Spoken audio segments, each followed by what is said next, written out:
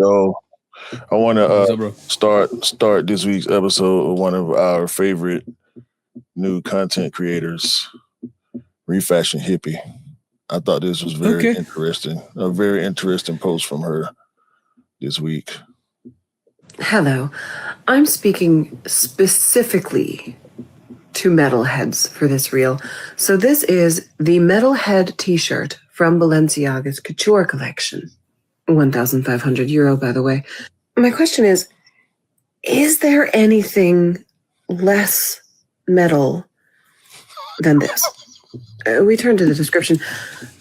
The artwork features a reworked image of Balenciaga models photographed posing as a music group. Posing indeed. This exclusive new store item introduces a printing technique instead of hand painting. Is that a bonus? These visual details are meticulously created through various treatments, including heavy stonewashing, pilling, and crinkling techniques. Isn't the whole point that you do that yourself? I am offended by this on such a weird level, and I want to talk about it. Shout out to Refashion Hippie. I want to say the four-letter word to Balenciaga, but it's too early in the pod. Yeah, it's very too early, bro. Her content is so funny. I like when she just goes in at the high fashion brands, and she always goes in at the high end fashion brands. Especially you've seen this one. It was the yellow plastic shopping bag, and she went in, and it was ridiculous, bro. Like how, bro, I'm telling you, high-end fashion is a social experiment, and it's just there to wind us up. Yeah, thank God for creators like her and us. Yeah. Shout out.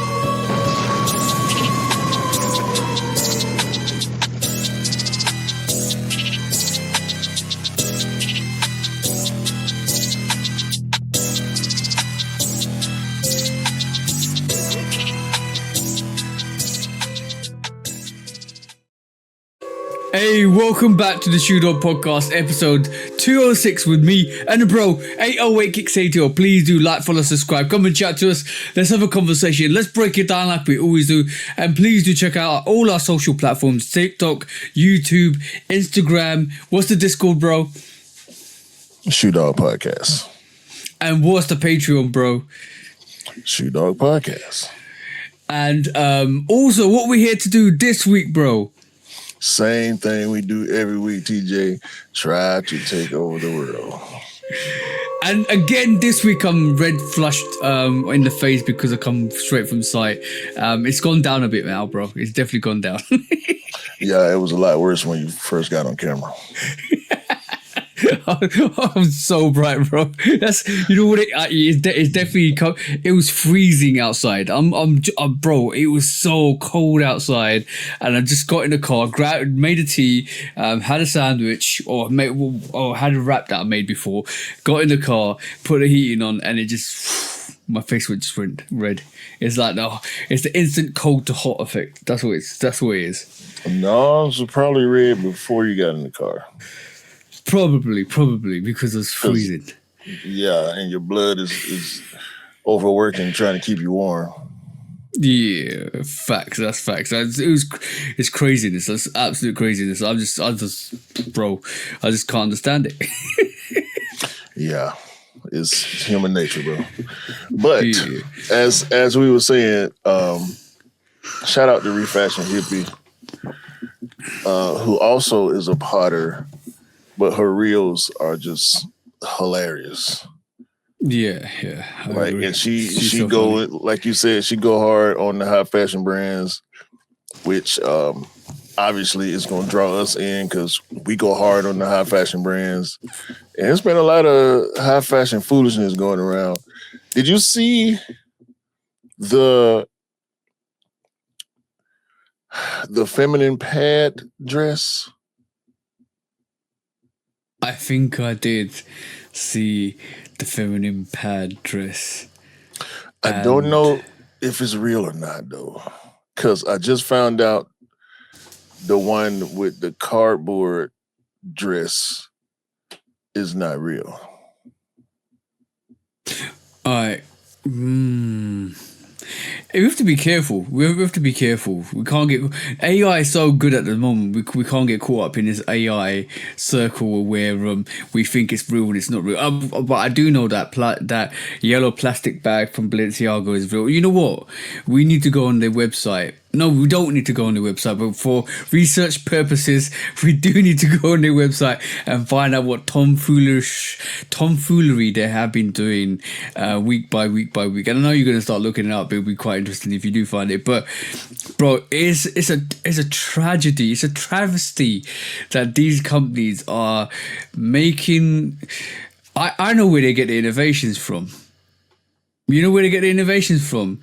They go back to the back of the shop. No, outside the shop. They open up the waste bins and they look at the first thing they see and they say, "We're gonna sell that for 10 grand." Bro.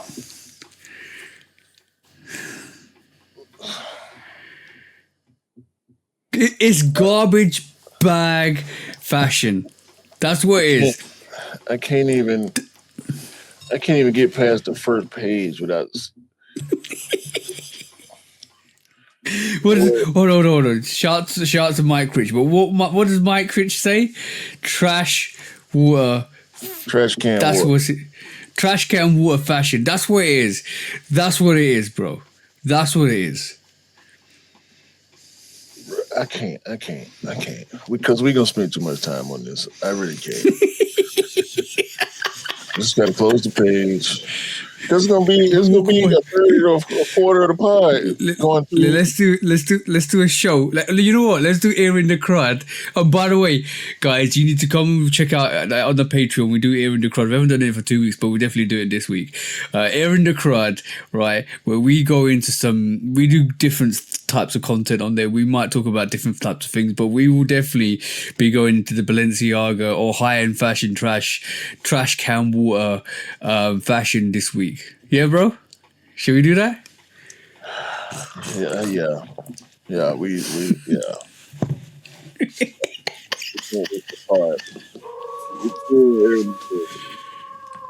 But yeah, man, to hell with Balenciaga. I'll just say that.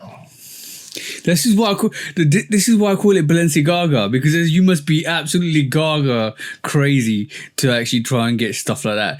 The prices they sell that for is crazy too as well. Bro, yeah, I don't want to talk about it no more. I'm upset you. I don't want to talk about it no more. we don't need to talk about it anymore. We got way other more important stuff. Pressing matters. Yes, very much so. Pressing matters, such as these content creators trying to tell people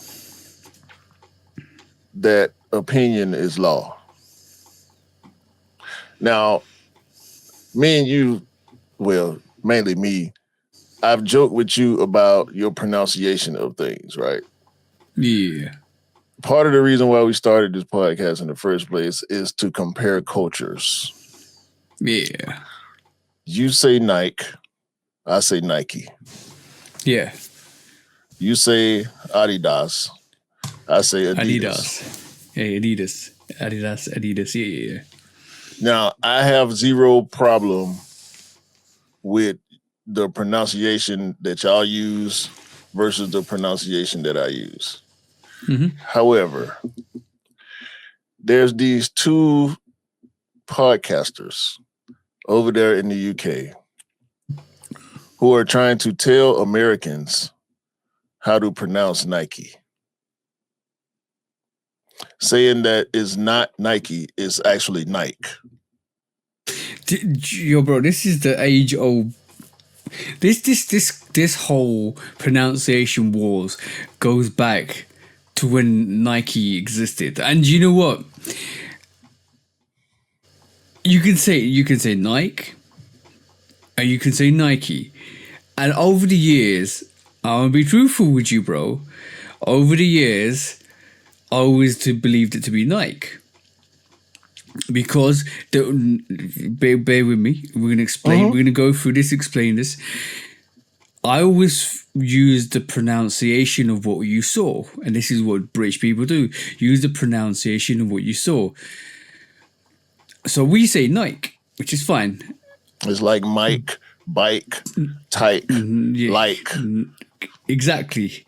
But what you have to realize with the company Nike, and this is why I now call it Nike rather than Nike, is based on The Greek goddess god. of victory. Exactly, Greek goddess of victory, whose name is Nike. So, even though it's written like Nike, the whole concept meaning behind it is the reason why you call it Nike rather than Nike. What you see on the page is not how you're supposed to say it. So this is why I understand why it's called Nike and why you have to say Nike rather than Nike. And I don't even say Nike anymore, bro. You do. I don't think you realize when you say it because you just be in conversation. But I never had a problem with it. I made jokes about it before when I first started to knowing British people. Shout out to all the bros. When I first started having relationships with y'all and having conversations with y'all, I always thought it was weird. But I'm like, it's okay. We pronounce a lot of words differently here than y'all do over there. We know what we're saying when we say it. It's cool. But just like you said, Go on. It's named after the Greek goddess of victory, who is named Nike. That's how it's spelled. That's how it's pronounced, rather. And Nike was founded in the United States of America. So that supersedes anything that we say. Yeah, but let's go through some pronunciations. I always say aluminium. You say what? Aluminum. Exactly. I'll say vitamins. You would say what? Vitamins. Exactly. There's subtle differences within pronunciations that is unique to the UK and are unique to the States. I say tomatoes. You say tomato. Okay, tomato, whatever. Yeah, so there's subtle differences even in the regions in the United States, even in regions in the UK. There's subtle differences of how people pronounce things, which is fine. But that's just language. That's from a dictionary. But when you come up with a concept and the concept has a further meaning to the word, then you have to use the concept for the meaning of the word rather than the actual word itself. And that's where the UK people kind of don't understand the meaning why you should say Nike rather than Nike. Well, it's the origins, bro. Like things should be pronounced. Story. Yeah, things should be pronounced based on the origin. Yeah. I've never talked to a Greek philosopher or historian or astrologist or whatever. But when you look up the Greek goddess of victory, it's pronounced like the brand is pronounced. That's why they say it. That's why they always said it that way. Like there's a bunch of IKE words in the English language, and they're all pronounced Ike, like, Mike, Tyke. You know what I'm saying? But Nike is the one difference that I've always known. Yeah. Because there's a whole different meaning and concept behind it, even though and some people will say, wow, you should spell it with a Y at the end instead of it should be Nikey, but no. It's spelled the way it's spelled, but you gotta say it the way you gotta say it with the meaning that's behind the word. It's a name. That's the difference. It's a name. You can't tell somebody how to pronounce their name. Is pronounced the way the giver of the name pronounces it.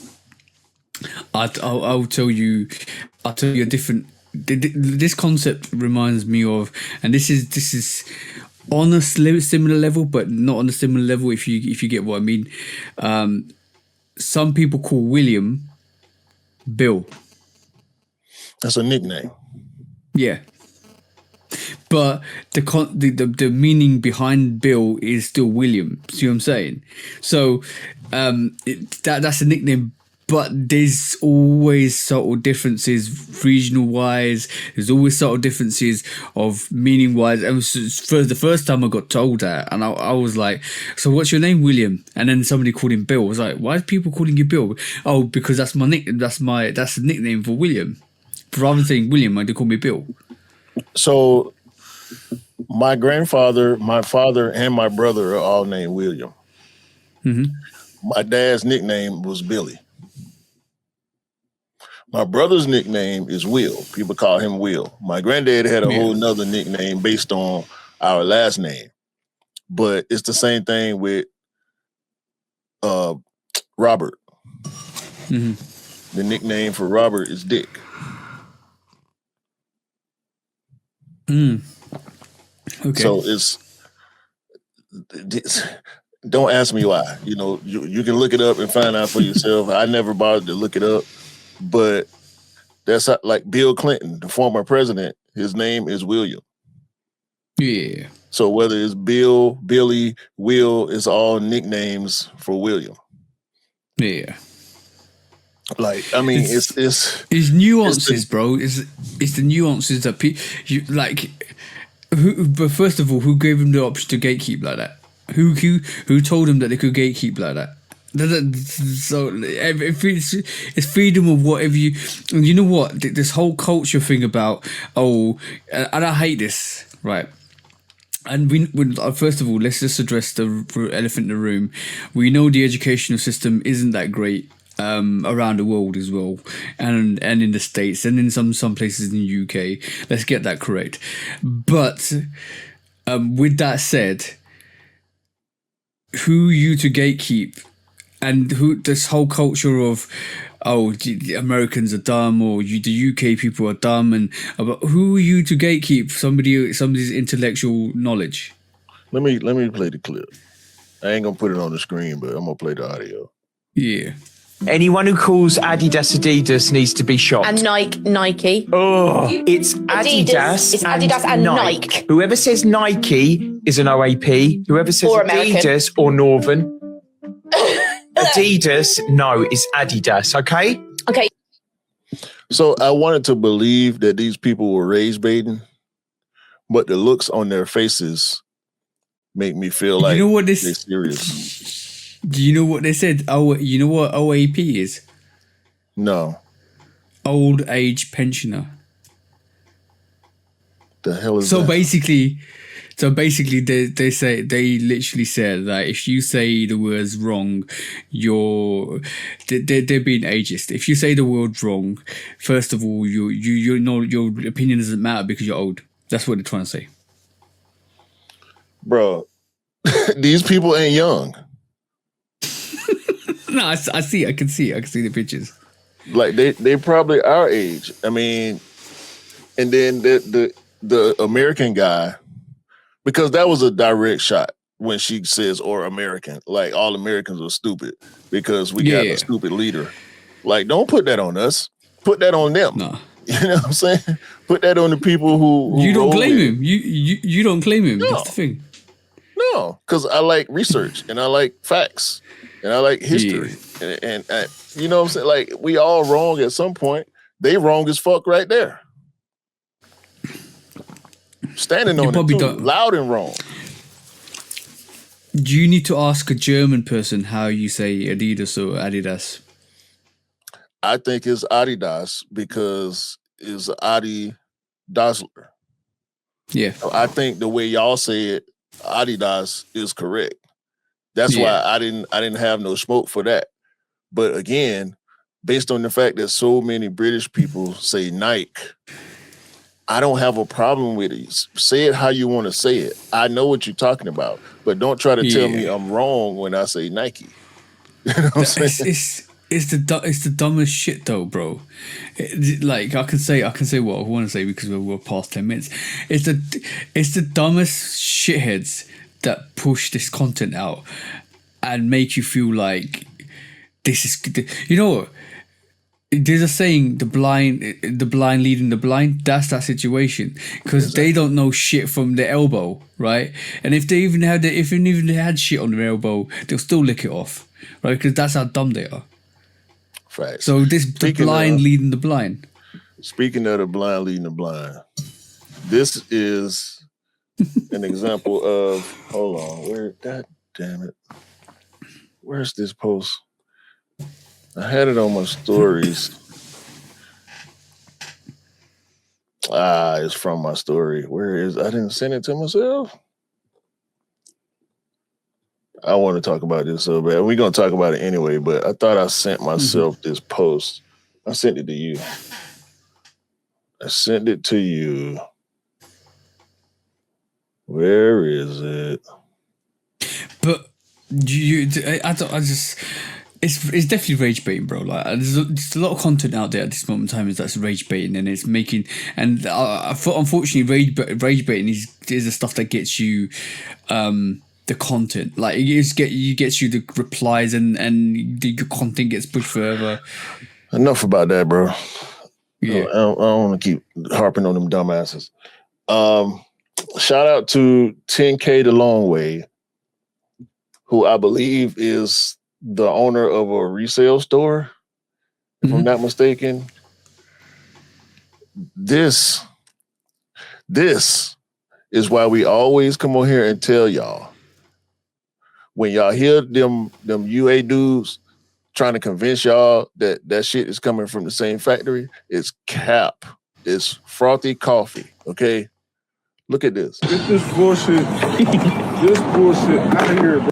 First of all, the top didn't come off that box. That's a Jordan 1 box. The top is supposed to come off that box. Second of all, these are lost and founds, supposedly. The lost and founds have a red top and the whole box is distressed. Yeah. And I didn't see no yellow receipt fall out, and I didn't see no paper inside either. No paper inside. No. But look what this man does to this shoe. Bro. You see that shit? This shit out of here, bro. Look at this shit, bro. Even rip the whole. If you rip like that, shit, bullshit. Hey. The man used his bare hands to rip apart the sneaker. You cannot do that to an authentic sneaker. You cannot. If you're willing to try it, go ahead. I'm not willing to try it, but I guarantee you won't be able to pull it off. Not with your bare hands. Not a sneaker that's new-ish or even old-ish. That's what you should be doing to every fake sneaker out there. If you see a fake sneaker on somebody's foot, just take it off their foot and rip it and put it back on their foot. There you go. Now tell me it's real. They're not. I dare any one of these UA dudes to do that shit. It's not the same, bro. Don't listen to these people when they try to tell you it's the same. It's cap, bro. It's cap with a capital C, capital A, and capital P. Because...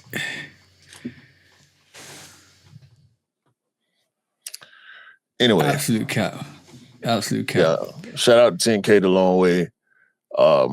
When I threw it up on my stories, he immediately jumped in my inbox and we had a little bit of discourse. So real people do real things.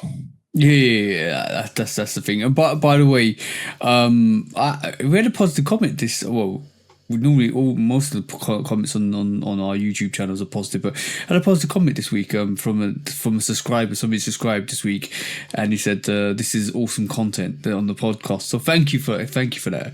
Appreciate it. And we appreciate it. We'll keep doing. We're always going to keep doing this, and because we keep doing this, we always get a lot of things right. And talking about a lot of things right. Bro, apparently, I don't know if this is true or not, but you sent me the clip, and somebody said that the Jordan 1 VAAs or Alaskas were chipped, and Nike were tracing backdoors or retailers that were backdooring their pairs to resellers. I don't know how much of that is true or not, because we can't confirm that. It's just allegedly. And then these companies will not be getting these tier 0 releases or tier 1 releases anymore. And No, they're gonna get their accounts will account be snatched. Yeah. Nike accounts will be taken away. That's allegedly, and that reinforces what Nike said last year, which was, do not sell our product before we do. Literally, that's what they were saying. Do not sell our product before we do. Sell it at the same date we do. It's fair game and fair competition of where the actual the end user gets their product from. So I agree with that. That's totally fine. So this whole chipping thing came into knowledge this week, which is crazy because you sent me the clip, and I remember we had this conversation years ago, and I think it was, we had this, how do you stop back, the conversation was, how do you stop backdooring? And one of the things we said was okay, one of the things that I said, I like to claim things together. One of the things that I said was, put a tracker in it. Yeah, because it was the same, bro. It was the same idea that you brought the receipts for when we heard about the whole invisible ink thing. Yeah. So it's not a together idea. I was against the idea. They did it. Allegedly, they did it. Yeah, I mean, I don't. Again, I'll restate my issue with that idea. I just felt like they would have to spend too much money, and clearly, they already not doing as well as we think they should be doing, and it kind of makes sense to me because their arms stretch so far. If they're not doing the same amount across the board everywhere they are, it's gonna look funny. We know about the Chinese revolt against Nike. A lot of, is it China or Japan? I don't know. China. Let's stick it to China. Where people are, it's either China or Japan, where people are actively going against Nike. Okay. And there's a lot of independent brands popping up where they feel like the cultural relevance is at a higher rate than what they get from Nike. I can't speak to the quality of these other brands, but shout out to all the independent brands. I ain't got nothing against that. But the direct to consumer model, pulling back from retailers, is backfiring or has backfired on Nike. And we're starting to see that change now. We're starting to see the retailers get back to the point where they're getting all the releases like they were years ago before that plan happened, or before they put that plan in place when they went away from Donahoe trying to figure out how to change things for the better. End up being a bad move.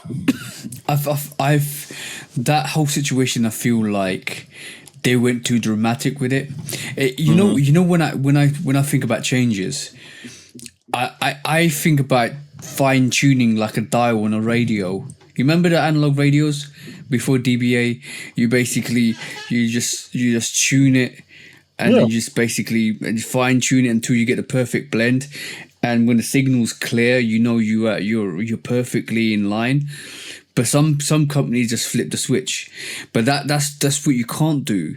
You can't just flip the switch, because if you flip the switch, what actually happens is there's too much of a dramatic change. All of a sudden your product's with you and you can't sell it, and it's all sitting there. But what you really need to do is fine tune it where you increase the income in your company enough so that you don't starve the retailers, but you got enough money coming in because you are in control of most of the product. And that's where they went wrong with that, in terms of they took too much product in-house and starved the retailers, and people were going in store and couldn't see the product. So they was like, and some people don't use the sneakers app, and some people don't use the Nike website. Some people go to the store or the foot traffic in the stores, retailer stores. So that's where they got it wrong. Do you need to, like, with changes like that? I always think of it as a little like little not flip switch, but like a little dial. You need to just dial it in, fine tune it enough so that you know, and then you keep tuning it in more and more and more until it goes the opposite way. Then you flip it again. It's fine tuning rather than just flipping the switch, and that's where they went wrong. It's like trying to find the perfect blend in the shower. That exactly, like you're not gonna put the hot water on all of a sudden and say, you know, f the cold water. You're gonna burn yourself. That's what happened. Right. You ain't gonna turn it all the way cold. You got to find the proper balance to whatever suits your body. Like, I know me and my wife, we shower at different temperatures. She likes it hotter. I like it warmer. So we can't really follow each other like that. Good thing we got 2 separate bathrooms. But also, Nike is rolling back on the membership partnerships that they have with some of the retailers.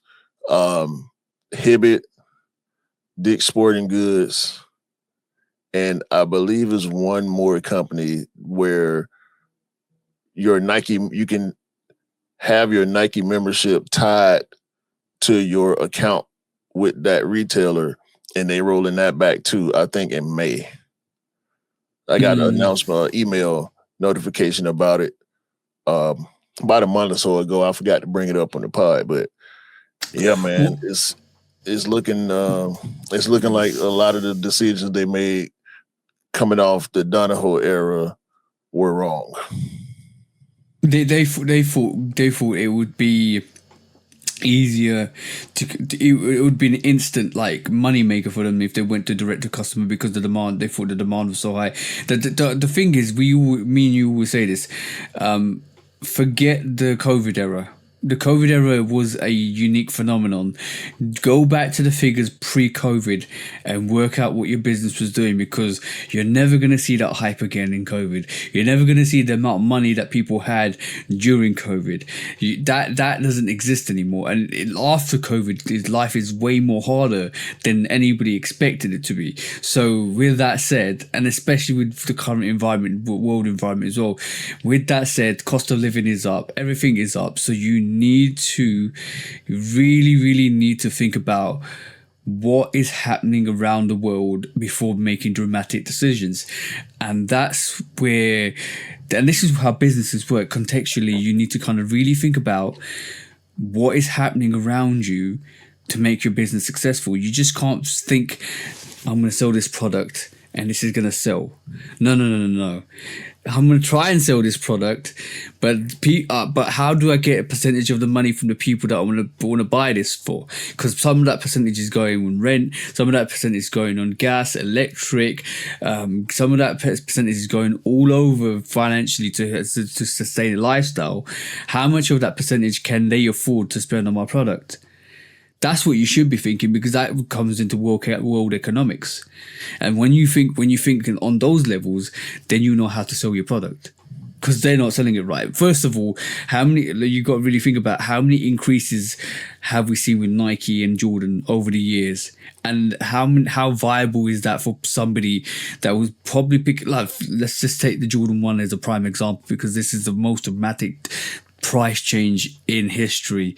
Right, like when me and you were picking up Jordan 1s, that was like maybe 135, 140. Then it went 145, 150. Now it's at 170. The exclusive pairs are at 190, like a regular Jordan 1. Look at it, like you've gone from like 130 to 190. Look at the price increase, bro.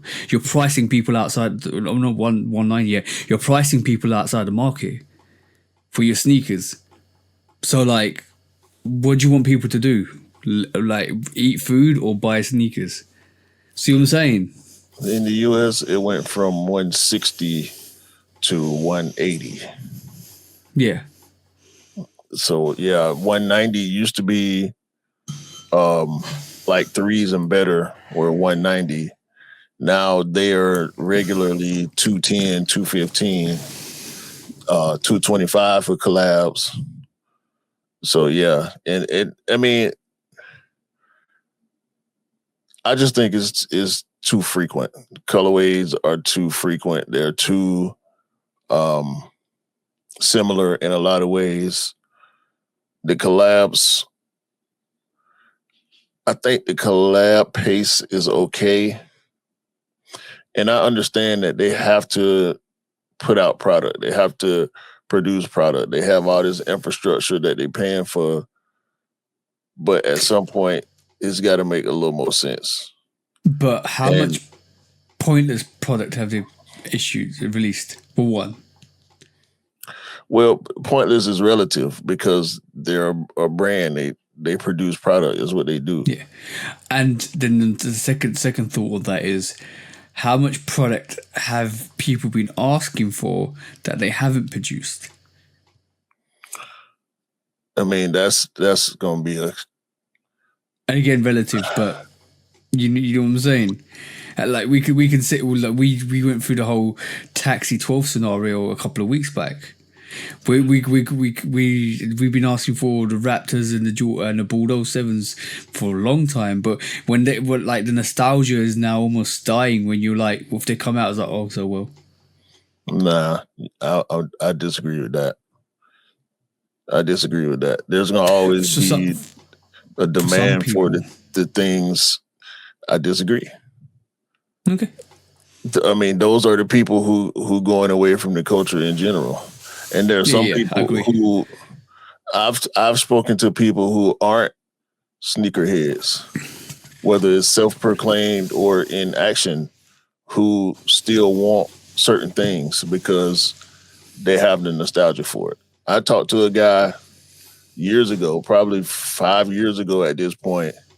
All he talked about was the Raptor 7s because he had them when he was a kid and he wanted them again. Mm-hmm. So people like that are going to always be there. You see what happened with the fives lately, the Wolf Gray 5s, the Black Metallic 5s. Crazy. We saw what happened with all the Gradient 95s last year and this year.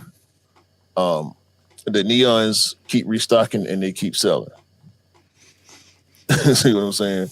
So certain things hold their own weight.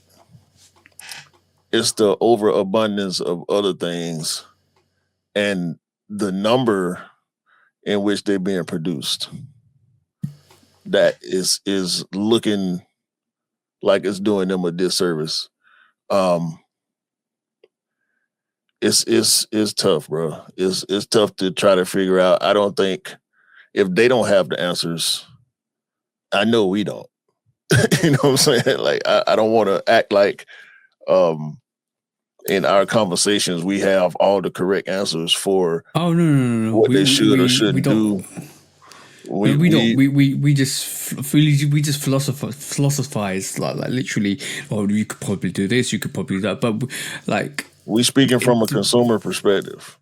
Exactly. We gonna always speak from a consumer perspective because we want them to do things that are in our favor, but also in their favor because we want them to win because we like the company. But it's not so cut and dry. Like we talked about a few weeks back with Bozo, who was saying, stop making this and stop making that. I don't think it's that simple either. But I also don't think they should drop 4 retros every month in millions of pairs. You know what I'm saying?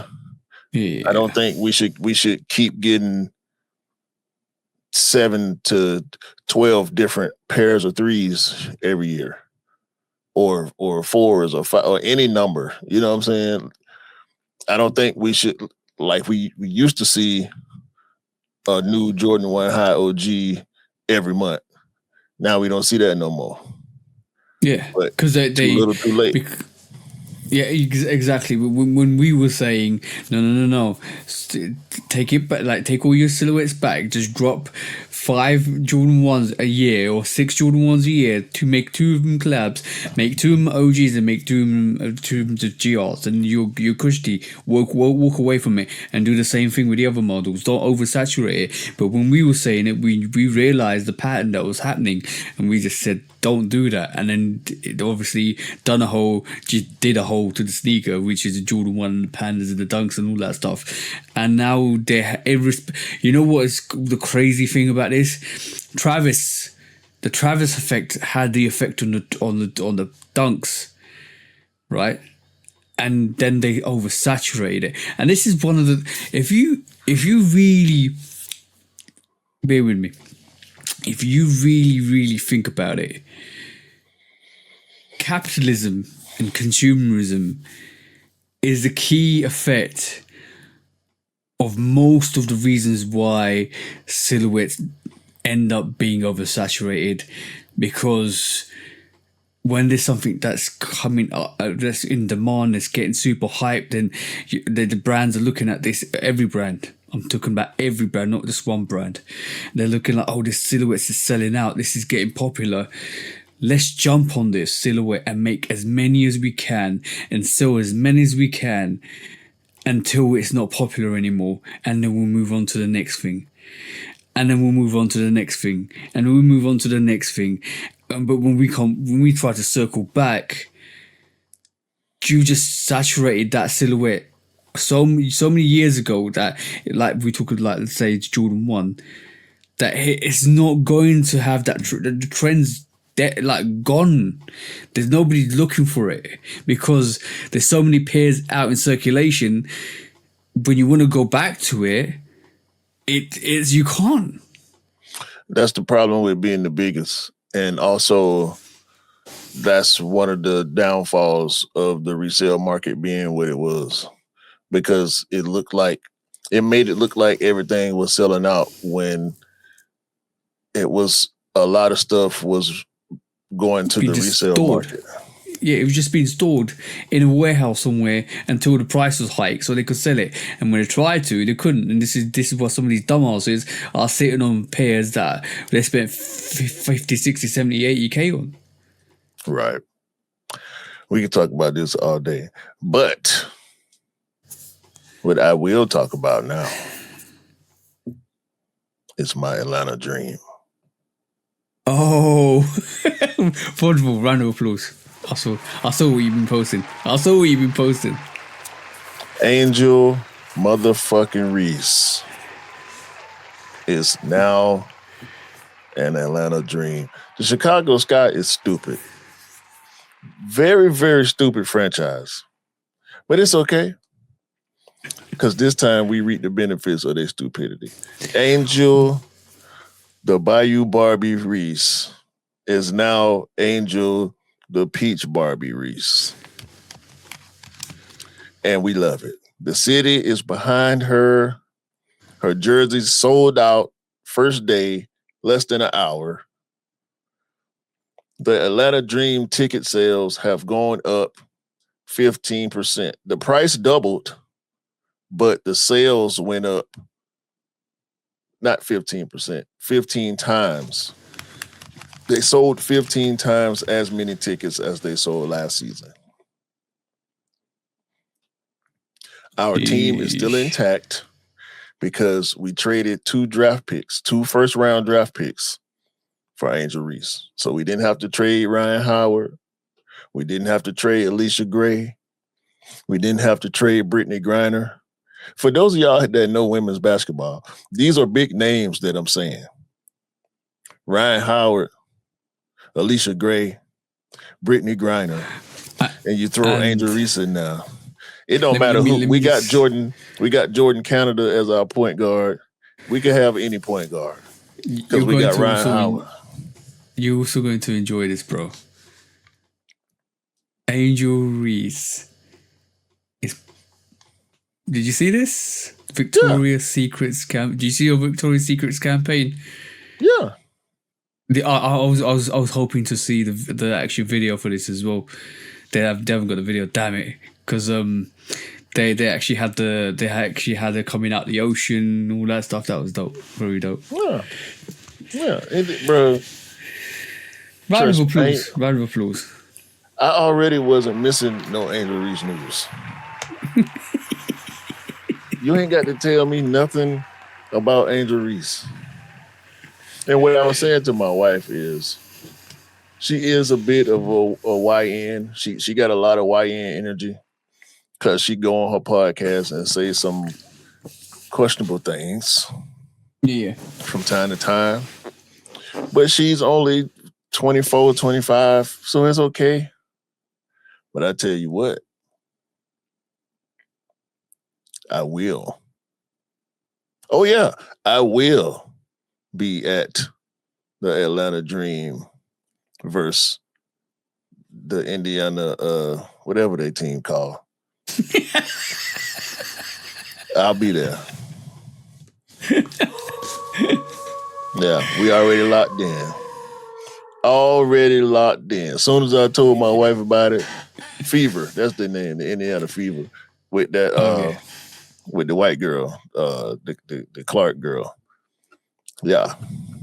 We're gonna be in the building for that. Oh yeah. Good seats too. Be dope. Please believe. Be dope. Get ready to see me wearing Dream hats and Dream shirts. It's a shame that it took, because I'm a fan of the team. I'm a fan of every Atlanta team, but I don't have any Dream merch because I ain't been compelled just yet to go to a Dream game. But I'm pulling up to C5. You can believe that. Mm-hmm. Yeah. The WNBA is in trouble. And Brittany Griner and Angel Reese on the same team. Are you kidding me? With Ryan Howard and Alicia Gray? Championship. Mind you, your Atlanta Hawks did well as well. Was it division champions? You ain't got to tell me, brother. I was at the game last night. I went to 2 games this week. I was at the game Monday against the Knicks. We actually lost that game. We damn near tied it up on a buzzer beater from CJ. CJ McCollum went crazy last night. Whoop Cleveland. Had James Harden out there looking like a whole bum. The beard. Oh, you sent me the picture of him wearing his new sneakers as well. Yeah, the TMC he had on the TMC Hardens. They come out, I think, next week. Yeah, I think they come out next week. But how they look? Yeah, it don't matter. Ugly. It's an ugly shoe, bro. I don't like that shoe. The only reason I brought it up last week is because it's a marathon collaboration and we love Nipsey. The shoe was all blue. Like I said last week, that's Nipsey's favorite color. Yeah. For whatever reason. And they got the marathon flag on the back, but the shoe's still trash. I mean, shout out to the marathon continues as a brand, but I ain't got no love for that damn shoe. It is what it is, bro. It is what it is. Yeah. It is Fuck that shoe. I love the marathon because I love Nipsey, R.I.P. Nipsey, but R.I.P. ain't nobody studying James Harden or his ugly ass shoes. For sure. Oh, I've seen some funny Harden clips as well. I think he's gone a bit delulu at the moment. Man, he been delusional. That he's a wacky dude. Yeah. Socially awkward. He is. Oh, yeah. He worse than Durant. A lot worse than Durant.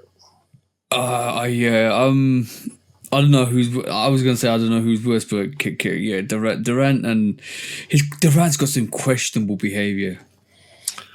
Kevin Durant is a basketball person. That's it. Like he don't care about nothing but basketball, and I think he's a gamer. Yeah. So yeah, he a little awkward too. He's also a rapper. And his music is pretty dope. I ain't got nothing against Kevin Durant. Outside of when he played with the Warriors, I thought that was a soft move. But yeah, I just don't like James Harden. I never really liked James Harden. Yeah, I can understand it, but that's him.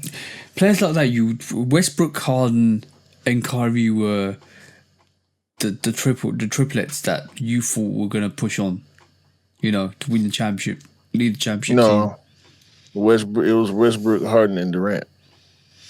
Oh yeah. But Durant did it with the Warriors, didn't he? So yeah, he left Westbrook to go get one with the Warriors. Harden left first and went to Houston after they blew their chance to get to the championship against that very Warriors team. The Warriors were up 3-1. I'm sorry, the Thunder were up 3-1. The Warriors came back and beat them in Game 7, went on to the championship. Durant left and went to the Warriors. Oh yeah. Yeah. I think he couldn't beat them, so he joined them. Yeah. If you can't beat them, join them in it. That's why everybody called Durant the cupcake for 3 years. That was kind of soft. But outside of that, I ain't got nothing against Durant because he wasn't gonna be able to beat LeBron by himself. They went to the finals. No, I'm tripping. I said that the wrong way around. The Warriors were up 3-1. The Thunder came back and beat them. And then they lost in the finals to LeBron. I saw you joined the Golden State Warriors. Yeah. Right. Okay. Right. So yeah. That's it though. Yeah, we got Angel Reese. And y'all don't. So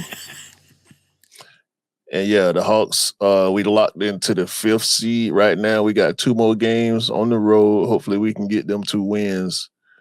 And if we stay in the 5th seed, we're looking to play Cleveland, who we just beat the brakes off of. But they beat us the previous game in Cleveland. So it's probably going to be a back and forth series. They are the 4th seed, which means they get 4 games at home and we get 3 games at home. So hopefully we do end up matching up with Cleveland. We can steal some on the road, get them out the way, and move on to the next round. I want to at least get to the Eastern Conference Finals, but it's going to be tough with teams like Boston and Detroit and the Knicks in there. And yeah, the East is really tough this year. The West going to cannibalize themselves with the Timberwolves and the Thunder and the Nuggets and the Lakers. They're going to beat up on each other so bad by the time whoever gets to the finals. It's going to be tough, man. It's going to be good. The playoffs are going to be good this year. Yeah, it sounds like it. I think the Hawks will go far. I hope so, man. We got a young team. We got a lot of length, a lot of good defenders. We got a lot of youth, a lot of energy, but we don't have much experience. Now imagine CJ McCollum is the most experienced player on the team because he played with Dame in Portland, and they didn't get too far. So now imagine if you sprinkled some what'd you call it? Some Ant-Man on top of that team. We ain't thinking about that right now. We're thinking about going to the playoffs and doing as best as we can. That's it. I'm just saying, bro. We're not thinking about that. We're thinking about who we got. Yeah. Yeah, true. Let's do some let's do some thingies. Be the people who love Atlanta. All right. Be the people who love Atlanta. First quick strike. I want to talk about, first of all, this Jordan 12 bloodline. Supposedly dropping in May. Mm-hmm. Yet another all-black Jordan 12. Mm-hmm. For some reason, and I'm very open to being wrong, for some reason, I think these going to sell. Where the Taxi 12s are still available on heavy sale, something makes me feel like this all black with a little bit of red is going to get people's attention. You thinking of the Red Thunders, aren't you? No. I am now, but I wasn't before. No, because the reason why you think they're going to sell is because you think you might have what the Jordan 4 Red Thunder did. This might actually happen to this silhouette. No, in this I was colorway. not thinking that. It's a feeling that I'm having about this sneaker. I wasn't thinking about no other silhouette. I was thinking about how the oddest color Jordan 12s always do well. I wasn't thinking about no fours. I wasn't thinking about no other black and red sneaker. I'm looking at these and it's triggering to me that 12s that I don't like for some reason always do well. It's easy to wear, that's the thing. That's the reason why. What was the one? Was it the winterized 12? Yeah. No, that's not the one I'm thinking about. It was black and it had a little red line over that Jordan tag. I can't remember what sneaker it was. This was probably 3 or 4 years ago at this point. I just saw that shoe on foot a couple weeks ago too. But I don't know. I mean, I do know in Atlanta, the hood loves Jordan 12s. Like you can go to any hood and you're going to see Jordan 12s on feet, no matter the colorway. We saw the playoffs take off. The Taxis didn't do too well. The Concords did pretty good. Like it's a bunch of non-OG 12s that did really good. So I just feel like this is gonna be another one. Yeah, I think you might be right. Let's just see what happens with that release. Yeah, because y'all don't get all the 12s over there, do y'all? No, not all 12s. Not all the 12s. Moving right along, I know you wanted to talk about this. This is a sample. Jordan 5 Fresh Prince in the fire red silver tongue colorway. What you got to say about this?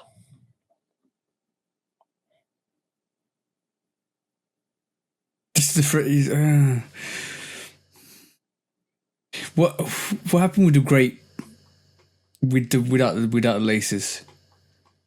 It sold out, and a lot of people drilled holes into the eyelets so they could put laces. But we've already seen the thing is if this releases now the grape hadn't released for quite a while. So this you can understand why people did that. They cut the elastic. They basically put holes in it, and they basically put shoelaces in it and made it what they wanted because the grape wanted. And the grape came out recently. Now the fire red 5s with the silver tongue has already come out in 2020. Was it 2020? 21.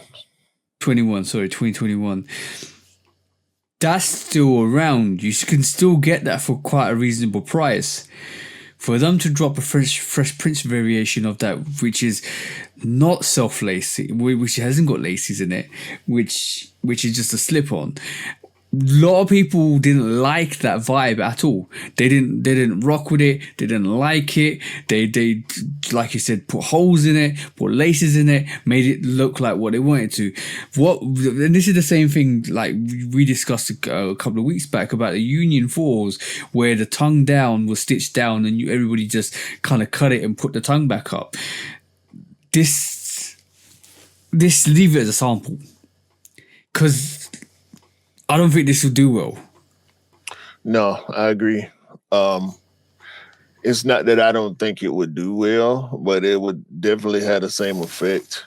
I think it would sell some, especially because of what we've been seeing with 5s recently. Nostalgia-wise, it might sell, but I will not be going in for that. I've got the 5s. Yeah, me too. And they're still very wearable. They're starting to yellow a little bit. Like, and what I agree with what you said last week. I'm not mad at my 5s yellowing like I was years back, but I don't think this is a good colorway for a Fresh Prince sneaker anyway. Mm-hmm. I didn't think the grape was. I do like the Fresh Prince font. But if they do another Fresh Prince sneaker, especially if they do this laceless bullshit that not too many people seem to be a fan of, they need to go with a brand new colorway. Bro, give me 2 seconds. Remember when they dropped these? Yeah, the Bel Air. Yeah, this is what they should have done with this, if they wanted to. That's the white Bel Air, right? Yeah, but like, remember they had like 2 different colors. Yeah, 2 different sneakers. Like on one, like it wasn't even asymmetric. It was like you got like a pinkish shark teeth. You get the bluish shark teeth, which matches Fresh Prince vibes. They should have done it to this. Yeah, they very well could have, but I don't think they should have done it. I don't think they should ever do it. No, I agree with you. They shouldn't do it because from the originality of when it dropped, like when they dropped the grape without the laces, nobody liked that, bro. They just bought it and custom modded it. Yeah, but the quality, but the quality was great on it. Don't get me wrong, the level was great on it. But also on that modification tip, I don't get why people cut the elastic, because Jordan 5s come with elastic. The ones with laces got elastic. On the sample note, we got another one. Jordan 14 chambray sample. These are nice. These are clean. I saw these and I like them. These are very clean. This is what they need to be doing. Bringing colorways of the models that we don't get so much. 14s tend to do pretty well. I can only think of maybe 1 or 2 14s in recent years that didn't sell out. But this colorway would definitely sell out. It's a lot better than the chambray 7s, in my opinion. Yeah, I agree. Chambray 7 sat like crazy, but I don't think it came out in the UK, did they? Possibly. I didn't end up getting them. So I think we mentioned this a couple of weeks. A couple of years back or a year back, and we said what was the next move, and I think we questioned it, and what would they be doing next. And I think we concluded with they need to start dropping samples. They need to start dropping samples in different kind of variations from boutiques and get different boutiques involved and stuff like that. And shout to Scotch because he basically said to me, "Have you seen what Z Sneakerhead's been posting recently?" And I kind of saw a couple of things that these sneaker like this variation, a couple of other samples, and he goes to me, they've been dropping samples. You know, every time these sneakerheads says something, he's hinting at something. So there is a possibility that we might be getting some of these samples released in the maybe next couple of years. There's a possibility of that. Well, we are definitely getting next year Jordan 14 Chartreuse. That's dope. Which is pretty much a neon 95 colorway on a 14 low. Or not even a 14 low, the 14 boneless, if you will. You know, the 14 without the ribs. This is hard. Yeah, very, very. I liked it. Is it suede out at the top? New look like all nubuck or suede, or maybe a combination. It is very, very plush. Very, very plush. Somebody called it the Wolf Grey 14, but I like the name with the name that you said, bro. Well, it's light graphite and bright green. It's a return from 2005. So a lot of people already know about these. A lot of people probably already planning on recopying these because they had pairs back in the day. Yeah, this should be a hit, depending on the economic space that we in. I think it should be a hit. It's an instant sellout. Like, has the Ferrari 14 come out yet? Yeah, I think so. Okay, cool. I thought it was due to come out this year, or maybe it came out last year. We didn't get that in the UK. So like the thing is, models.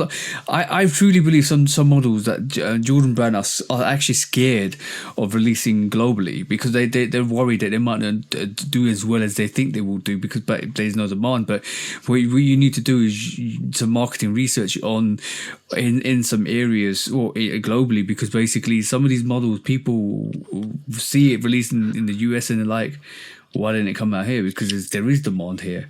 I'm pretty sure if they released a Ferrari 14 in the UK, if it did come out already, I'm not too sure. I didn't pay attention to it, but if it did come out here, I think it would do well because a lot of people. That's a classic colorway. And also, next year, this is the last one. Oh yeah, I saw that. Yeah, we have the red steels coming back, also from clean. 2005. These are clean as F, bro. Clean as F. Yeah, I remember seeing these. A lot of people had these. One of the better 10 colorways. I wish they put the toe cap on it just because it's a steel colorway. Yeah. It's like I wish they would have put the toe cap on the Shadow 10s when they re-release. But I think these are gonna hit too. Oh yeah, they're out of there. These are out of there. I would even consider getting a pair of those. Red and gray checker. You ain't got no 10s, huh? No. 10s are one of the more comfortable Jordan retros that you can buy. Yeah. And that outsole is always legendary. Yeah. This is one of the reasons I think I would actually go in for that. Yeah. So yeah, retros, past, present, future, and maybe we'll get them chambray 14s because them shit's hard. Yeah, the thing is, you know how like I sometimes relate and I do some stupid analogies like, all right, cool, this is like a chef cooking, and when you see the ingredients you get kind of interested, right? And then when he starts dicing the ingredients, starting to kind of prepare it, you're like, all right, cool, this is coming along really well. And then when he starts to put the butter in or the oil in the pan, it starts to sizzle it, starts to throw the ingredients in, and you can start to smell it, and you're like, right, cool, this has really got my appetite going because I'm hungry for this. That's what Jordan Brand do, or some of the brands do with their releases. They entice you by showing you a possibility of a dish. Like I said, I'm using an analogy, like a dish that you could possibly have. And you were just anticipating it now. Like, where's my DoorDash? Where's my Deliveroo? I'm gonna order this now. See what I'm saying? So with these Chambry 14s, this is what they're doing. And some of the samples they're showing, they're letting you guys know that this could be on the menu in the future. And they're weighing up the responses to that. If they see the social responses are like, oh, this is crazy, we want this, then you would probably see that coming out. Yeah, I'm hoping so. I mean, hopefully we know they pay attention in some capacity. We just, it's hard to gauge what they're looking at, how often they look. But yeah, you're right, for sure. Mm-hmm. So if you want a pair to come out, just make sure you respond on their social platforms. Like, get this, we need this bitch. See what I'm saying? Yeah. Right. Next quick strike. So I think I found out why there's no real solid innovation recently, bro. Because this recently happened, and the background information, the background noise to this was really intriguing because I found out. Well, I heard about it and I found out more about it, and I thought, let me just bring this to the pod. So we see this week Andy Kane, I hope I said that right, was named the new Chief Innovation Officer at Nike. And I thought, okay, that's fine, because it feels like, you know, Nike need to like make some changes, get some more innovation in, keep progressing in the right lane, keep moving and keep innovating. But this is the same guy that's made. Let me just get this here. This is the same guy who did the Vapor Max, the Air Liquid Max, the Air Max 1000, and stuff like that. Which obviously we know about the Air Liquid Max, but the Air Max 1000's done well. The Vapor Max has done quite well. So they've hired him. So I thought, all right, cool, that's fine. It looks like they're making moves. They want to re-innovate. They want to kind of make it fresh, make new models that hit with the public, which is great, because this is what we want. We want new innovations and new designs and new concepts, which is fine. But later on, I realized that they've had, in the last 10 years, they've had 4 different people in that position. 4 different individuals.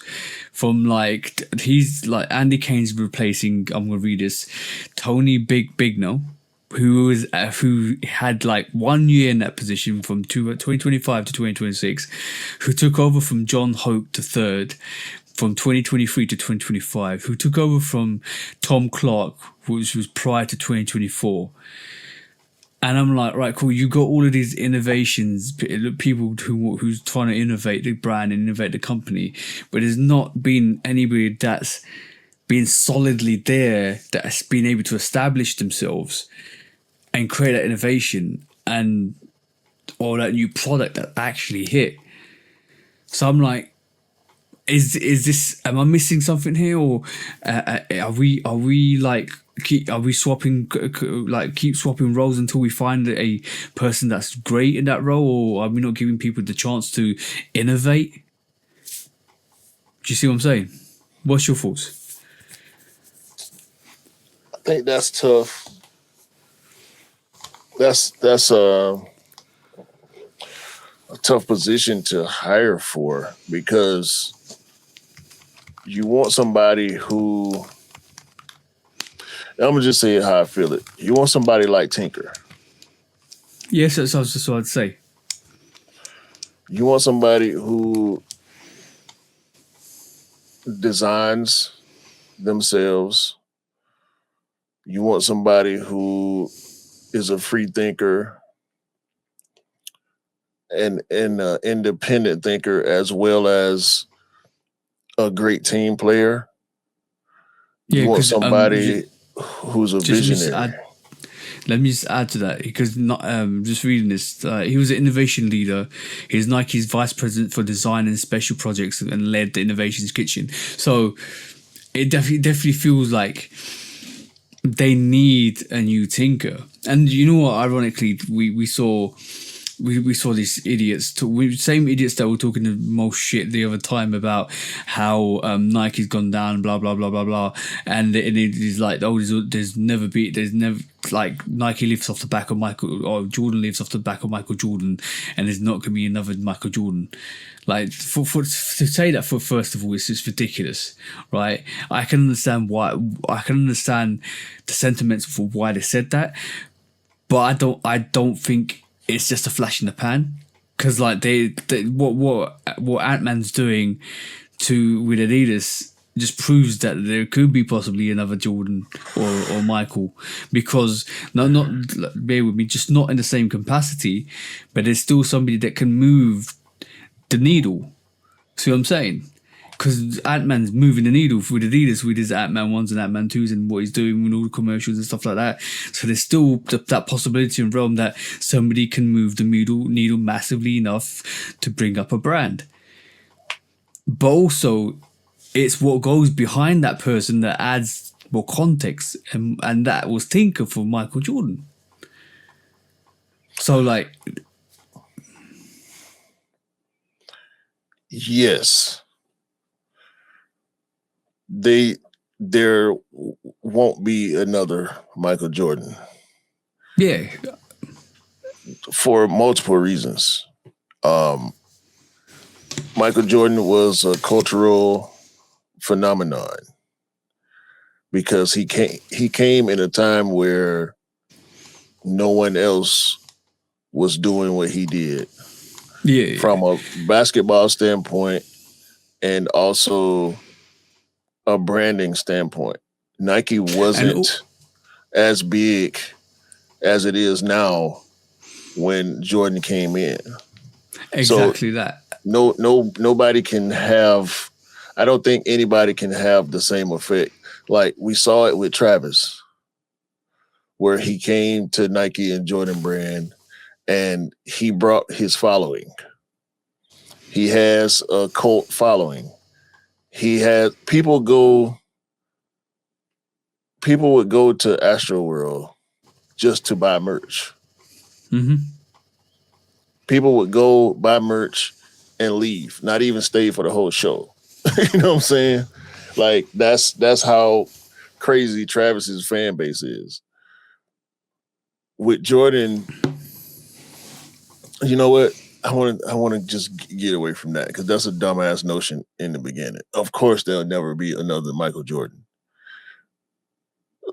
To your Ant-Man comparison, you're right. Ant-Man has the youth. Adidas has momentum, and they created a viable product for a popular person. Yeah, this is why I said you have people that can move the needle, and that's what that. And then there won't be another Michael Jordan, which like we both agree on, because he came out I always call it the perfect storm. He was this absolutely gifted player who came and went into this company who wasn't number one, who was number 3, elevated this company in basketball when basketball wasn't as popular or as refined as it is now. But we saw this already. Exactly. No. We saw this with LeBron. We saw this with Kevin Durant. We also saw this with Kyrie Irving.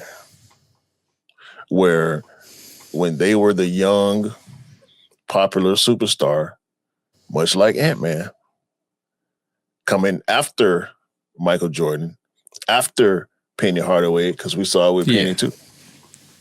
You know what I'm saying? We saw it with Jason Kidd in the 90s. You know?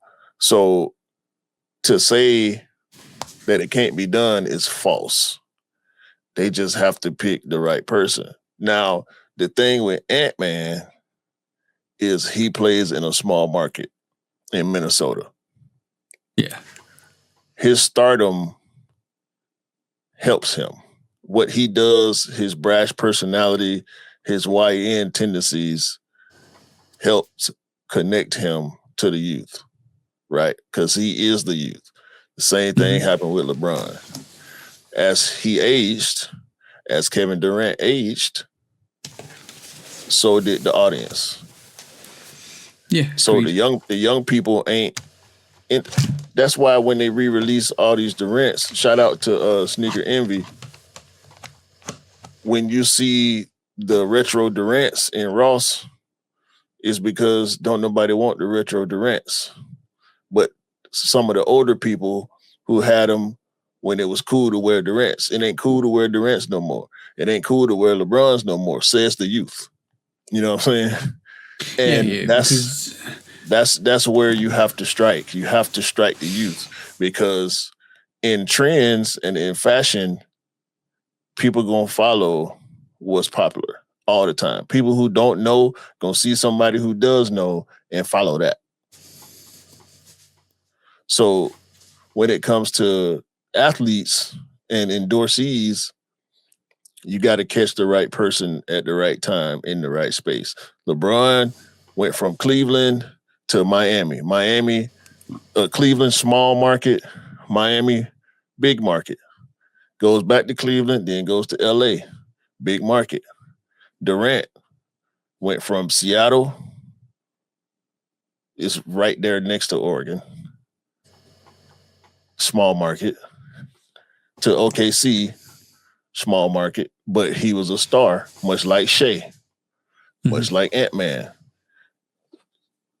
Same thing happened with Westbrook, with Jordan Brand. But then you go to Phoenix, and you go to Brooklyn, and you go to now Houston, bigger markets. But Kevin Durant, 36, 37 years old. You know what I'm saying? These young people, even though they might fuck with him, they're not checking for Kevin Durant like that. If he was 27, it'll be different. But as far as the innovation part is concerned, with them switching up the creative direction, or the creative director, we have to not be late. I'm starting to notice more and more, if it's not something new that Nike is creating and being ahead of the curve, they're late to the trend.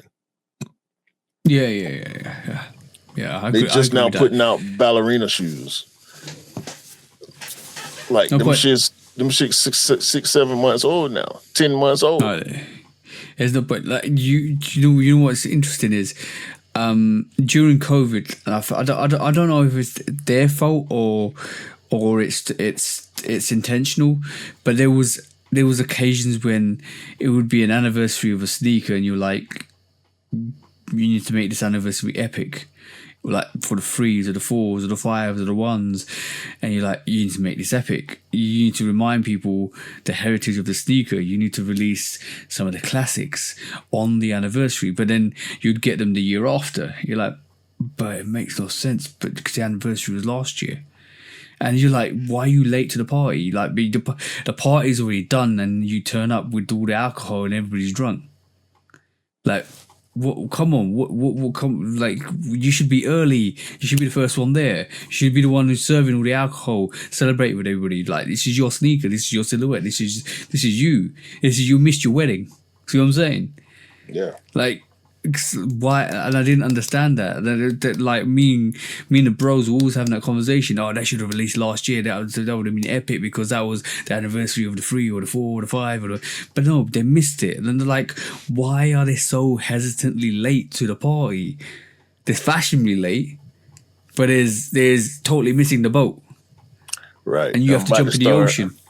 I'm about to start having questions for Frank Cook too, because he talked real big, and I don't want to have bad feelings about him. I don't want to feel like he passed his prime. and hopefully having somebody like J Tips inside the building can help. Tiana, maybe she needs a bigger role with some of these decisions with Nike and Jordan. I mean, I know she on the Jordan side more so than the Nike side, but like, and she ain't young. She in her mid-30s. You know what I'm saying? Maybe we need to get some younger people in the house. Young blood, you need young blood in there. But the thing is, sometimes you need to take the horse off the leash and ride it bareback. That's what you need to do sometimes, and just live with the fact that that horse is going to take you somewhere and probably break your back doing it, but it's going to take you in the right direction you need to. You need to be less scared of the consequences of what you can achieve. Yeah, I mean, we know they're not scared to take risks. We've seen a lot of risky stuff. Some of it works, some of it don't. I don't blame them for taking risks. Like, we saw the Scorpion, just like we see the Liquid. We see the DNs and DN8s and the Mind and the Rejuvenate, stuff like that. Again, kind of like the conversation we was having about what should or shouldn't release and how frequent and how many and all that. Yeah. Tough decision, bro. But the problem is, like, let's just around this topic of the problem is, and this is the consequences of retros, is you get the young people, the young generation come in and start to dictate the market because we know that that's where the trend starts, right? And they're like, then they say wild things like, "Oh, if you're Air Force One, you're an uncle, or you're unk, or they're for old people." And all of a sudden, you're like, you're out fashioning sneakers classics. Them ain't the right people. Exactly, but the thing is, unfortunately, they might end up setting trends or starting trends, and Nike has to follow suit with the market that's the new market. I don't know. I ain't listening to. It's interesting.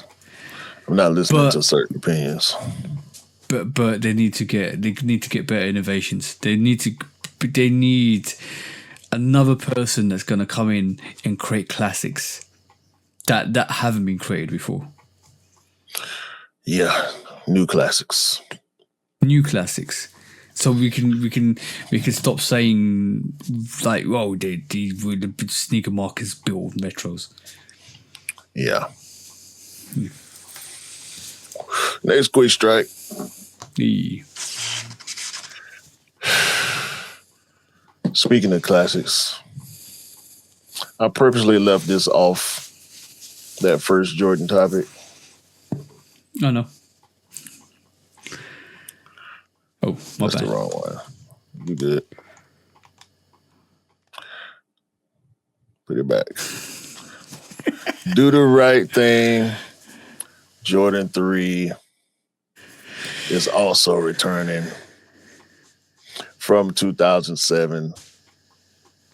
20 years from its original release. Round of applause for that. Because we saw the Spizike Low Do the Right Thing. Was that a sample? Or was that actually coming out? Why can't you just talk about what's on the screen? No, I'm just saying. As I'm saying, that was the first thing I saw. Then this was published. Do the Right Thing, Jordan 3 coming out 2027. You stepping on my setups, man. Sorry, bro. I'm sorry. I saw it in the reverse fashion. I do shit on purpose to get a certain effect, okay? Go on, bro. Sorry, my bad. I'll be quiet now. Stay on topic. We're talking about the Do the Right Thing, Jordan 3 coming back. Then I was going to say, this is the Do the Wrong Thing.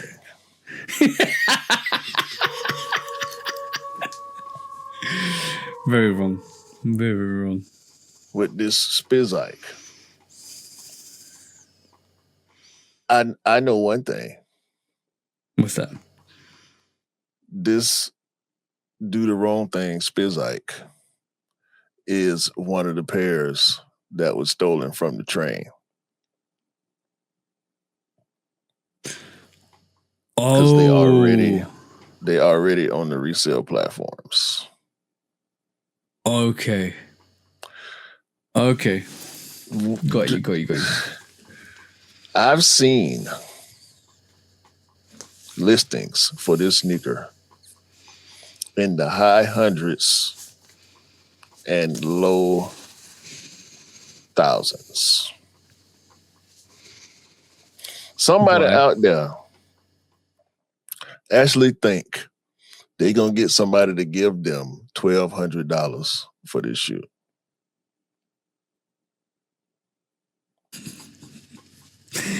Oh, hold on. Oh, hell no. No. Yeah. That's never going to happen, bro. It's never going to happen. I mean, it's a nice try, I guess, because it is early. I've got a question for you. Do you think? Bear with me. Do you think the fact that this do the right thing Spizike, or let's just call them do the wrong thing Son of Spizikes, Mars, right? Son of Mars, right? It is Son of Mars, right? Do you think this Son of Mars, right, came out, and as soon as the information came out, they did the Jordan 3, didn't you know Jordan 3 would do the right thing was coming out anyway, but they put that straight out after this so that people knew that Jordan 3 was coming out, and on top of that nobody was going to buy this Son of Mars variation from the resale platforms. Do you think that was done intentionally? Because I'm going to tell you how I saw it. I saw this Son of Mars first before I even saw the Jordan 3, and then the next day the Jordan 3 came out, or the news for the Jordan 3 came out. Well, it's leaks. It's the sneaker leak culture. Like, I hate to call everything culture like that, but that's just the way I think about it. Because it really is a thing. People who had information early may have been holding it, or it could possibly have been leaked purposely because this Son of Mars colorway started hitting the news. Mm-hmm. But I don't think it would be smart to leak the news of the Do the Right Thing 3 purposely after people start seeing these, because then you're stepping on your own product. Maybe your product got stolen. That's the thing. But this is still releasing. They didn't steal all the pairs. Okay. Yeah. This is still releasing. It would behoove Nike and Jordan Brand to let these sell before people find out about the 3s coming back. Because maybe some people are looking at these, remembering to Do the Right Thing 3s, and saying, well, I'll get a pair of these since I can't get the 3s. Yeah, out of sentiment. And I agree and I understand that. But this is why it doesn't make sense that I think, and I'm going to be honest, that Jordan 3 Do the Right Thing was leaked purposely. I think it came unofficially. Because I don't think it was leaked purposely. I don't think anything is leaked purposely. Either it's rolled out or somebody who has inside information is selling the information. Okay. I don't think any of these brands leak proprietary information on purpose, which is why Soul Retriever is in trouble now. Because the implication was Adidas owes us leak information. the way they worded it made it as if Adidas owed them this information so they could be the first to put it out. Yeah. That's not a leak. The company's giving you information to put out is not a leak. That's advertising. That's marketing. But it's still convenient. Not convenient. I don't believe in coincidences.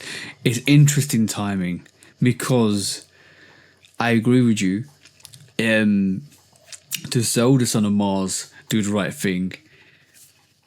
You don't tell anybody that Jordan 3's coming out because people buy that because it's like, oh yeah, I remember that sneaker.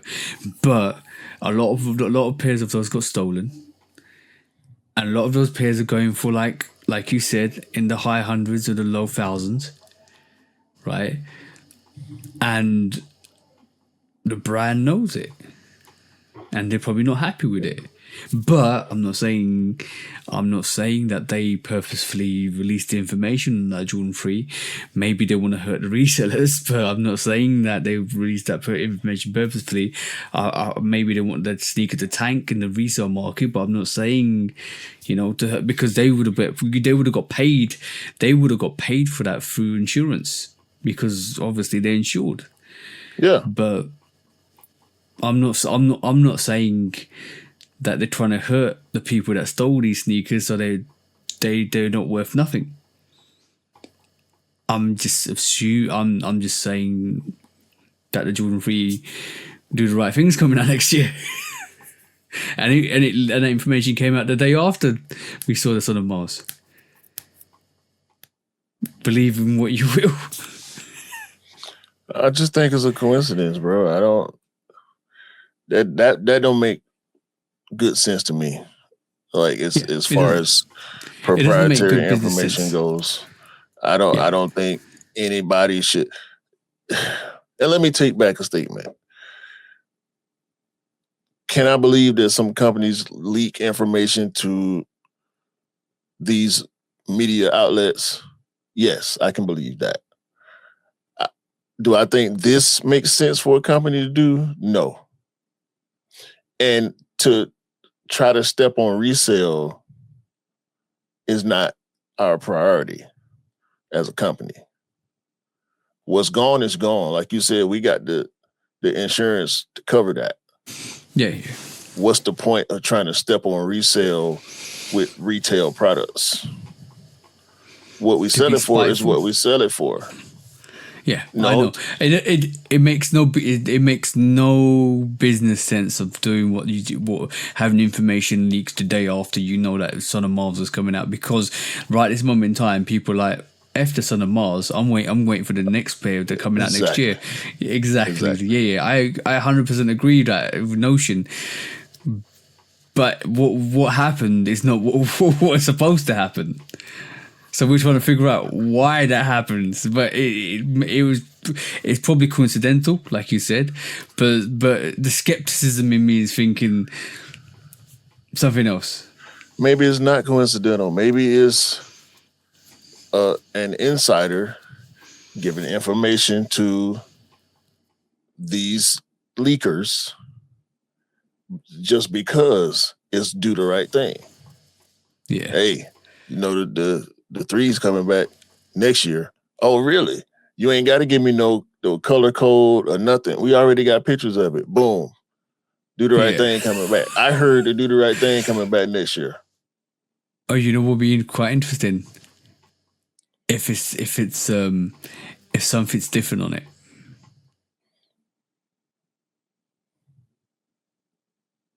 What? Hold on. Fuck that. That's bollocks. Yeah. $953 for the Son of Mars, do the right thing. For a size 13. That's the only size that's available. Which means that's a stolen pair. I hope that tanks. I hope the people that was going to purchase that. I hope that sells for like $50. Bro, ain't nobody finna buy that shit. No. Not now. It's the only size on the site. Not now. And it's because they got that pair from that robbery. Yeah. And they threw it on there because it's the only pair there. It's the only size available. So they threw it up there for, wishful thinking price. Also, there's a pair of size 11 and a half on Macari for $1,500.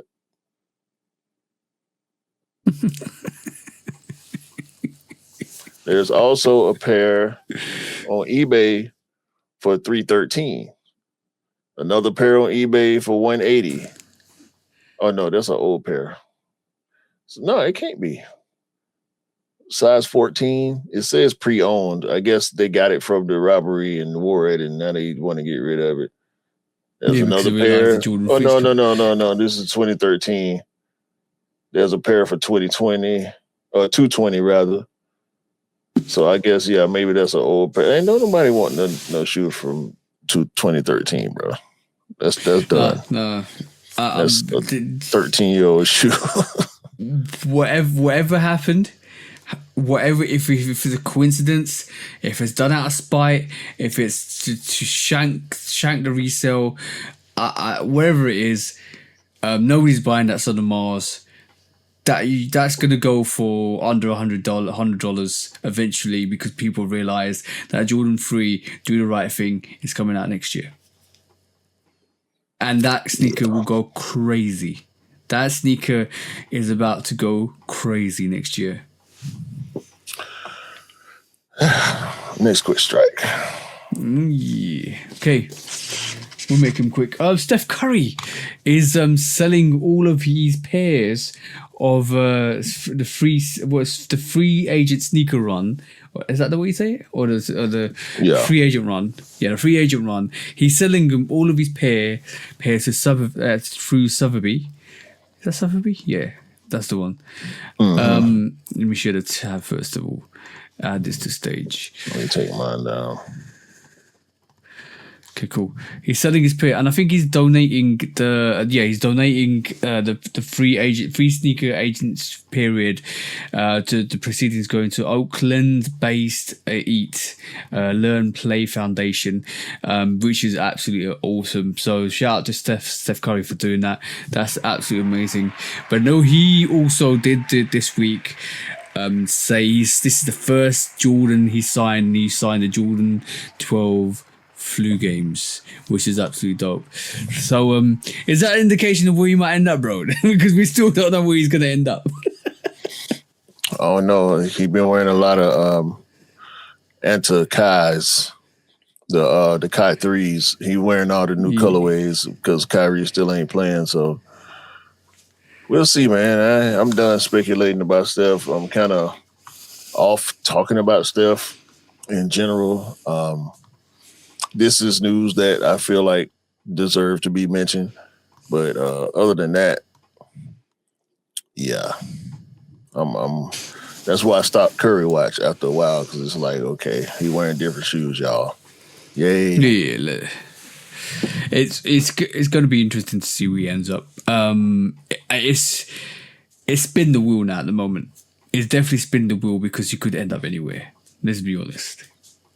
Yeah, I ain't tripping no more. I mean, he end up where he end up, bro. He getting up in age, so it's like he need to make a decision, because I don't see him playing for more than another maybe 2 years at the most. Yeah, then he can start looking at research, development, and innovations with his own brand, which would be quite interesting to see. Yeah. Speaking of his own brand, shout out to AZ Fudd. They lost in the Final Four.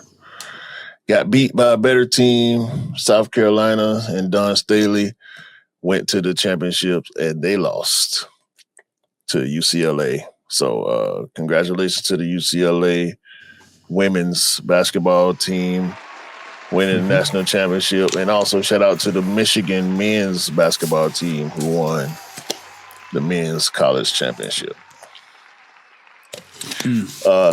Next quick strike. Adidas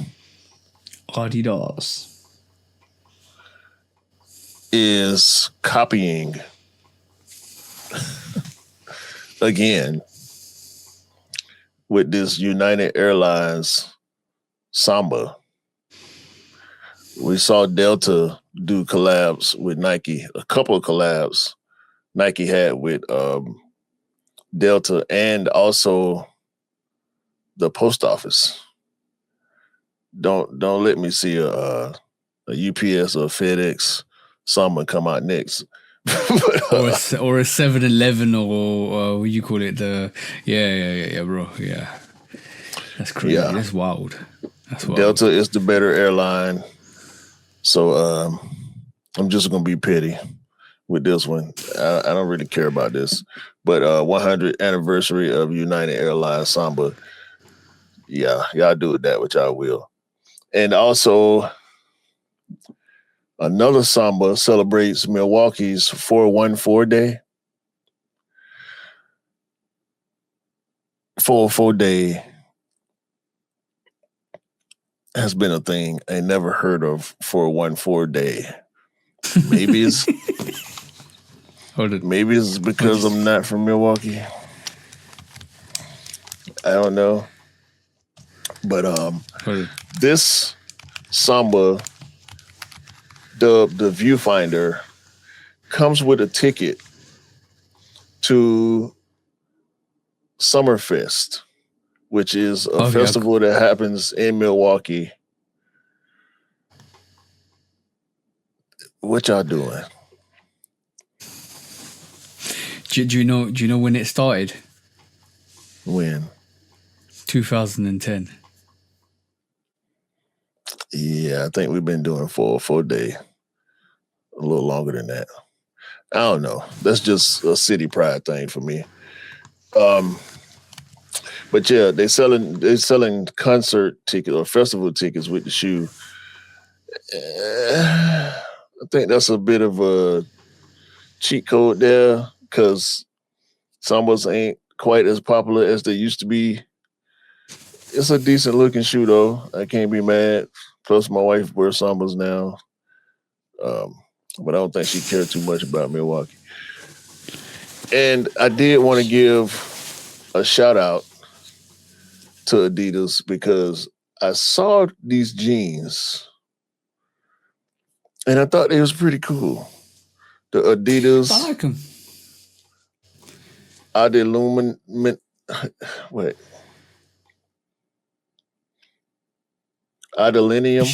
Is that how you say that? Adilinium 5.0 yeah. deconstructed jeans. It's like let's call them adamantium. Jeans. That's it. You find Wolverine. See, now you're making me not like them. I'm gonna just take them off the screen now. It's jeans with the look like the track pants under them with the stripes on them. But they, they that super big baggy look. How do you feel with your missus wearing Sambas? It don't make me no difference. Oh, okay, cool.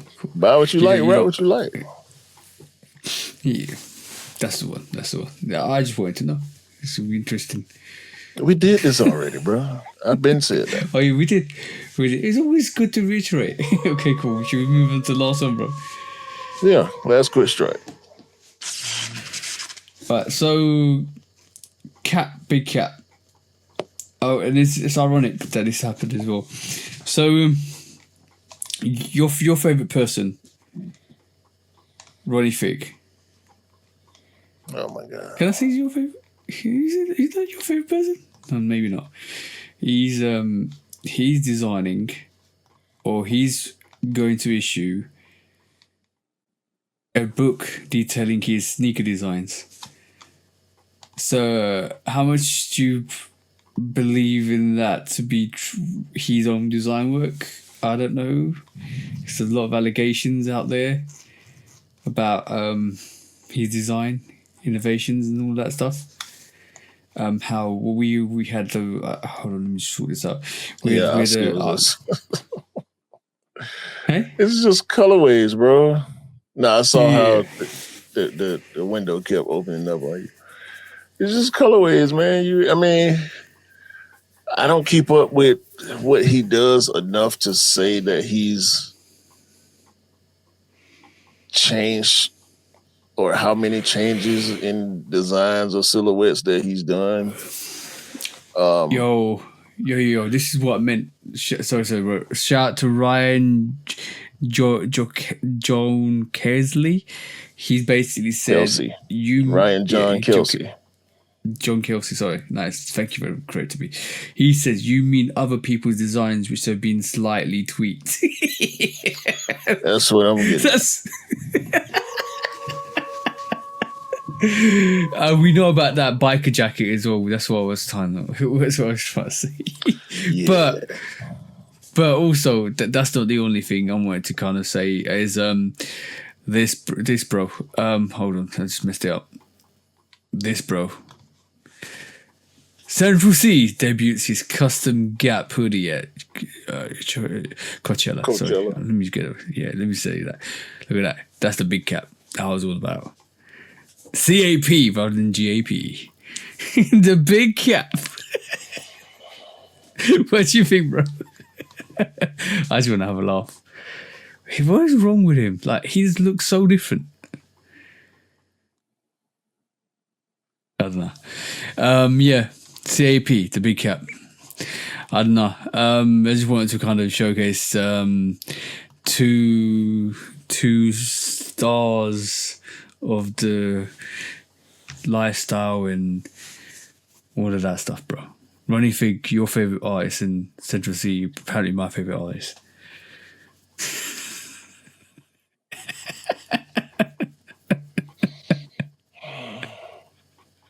You okay, bro? I just got a headache.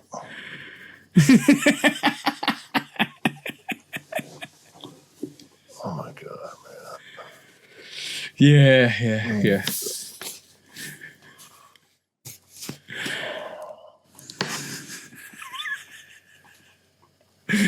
Should we just go on to the next subject, bro?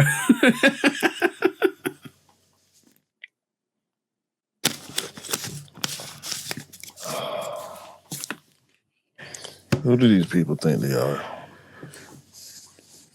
I don't know, bro. I don't know. Ronnie is Tinker and Central C is Travis Scott. Is that what we doing? Team versions maybe, but you know.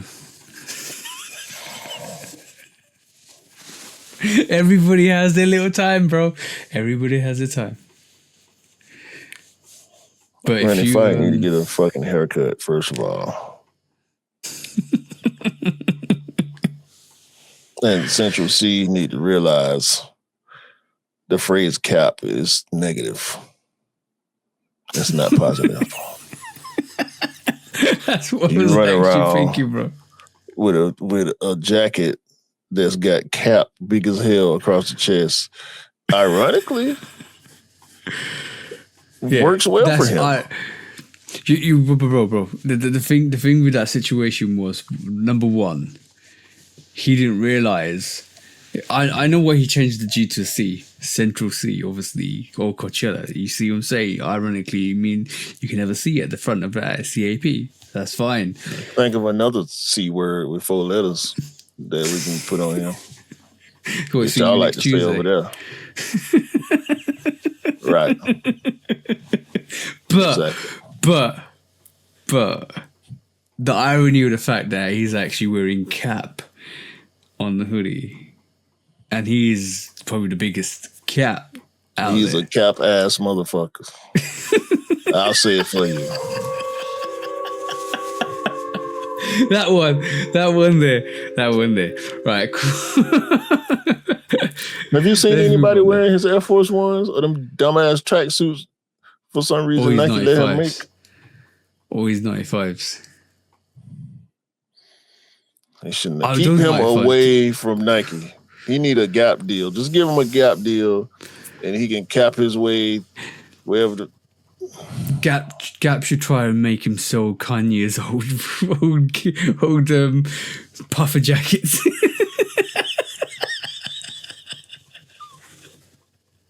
Remember those things? Unfortunately, I do. It looks like this. I still remember the guy trying to put that on. That was hilarious. He looked like remember at that Pixar, was it Pixar? Hero 6.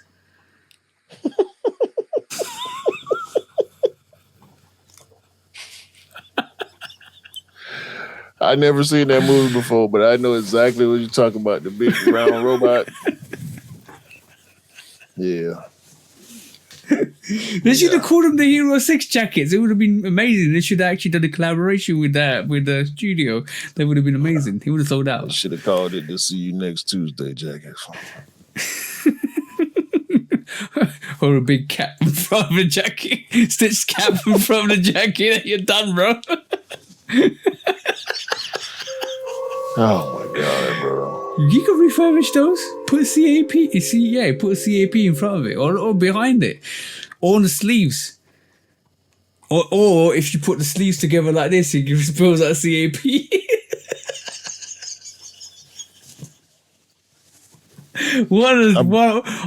Either or, bro. Either or. How much you want to bet he gonna be on Drake next album? What? Central? Mm-hmm.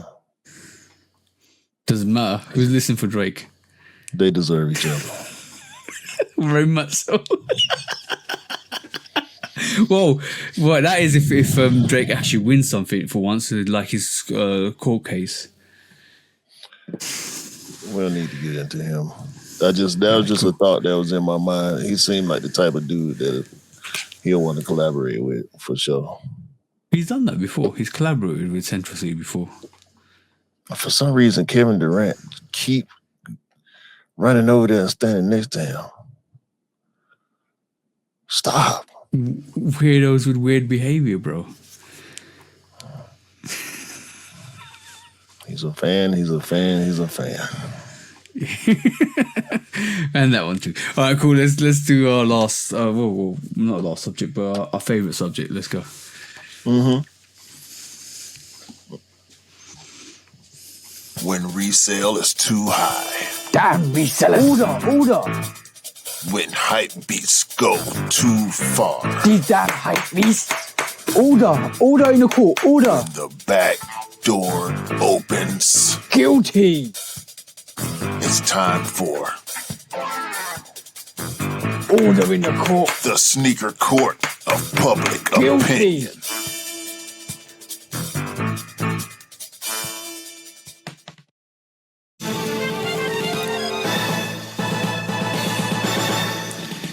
Guilty. Welcome back to Sneaker Court Public Opinion with me, Judge Public Opinion and Executioner. This week, we finally saw it happen, bro. It finally happened. We warned these people so many times. Behave yourself. Don't be stupid. Behave yourself and use the right etiquette when you're going in for these releases. And guess what happened, bro? Do you know what happened? He got shut down. This happened, bro. Palace said it will no longer drop its Air Max 95 in New York City, all because of the chaos that happened this week. Look at this, bro. What are you doing that?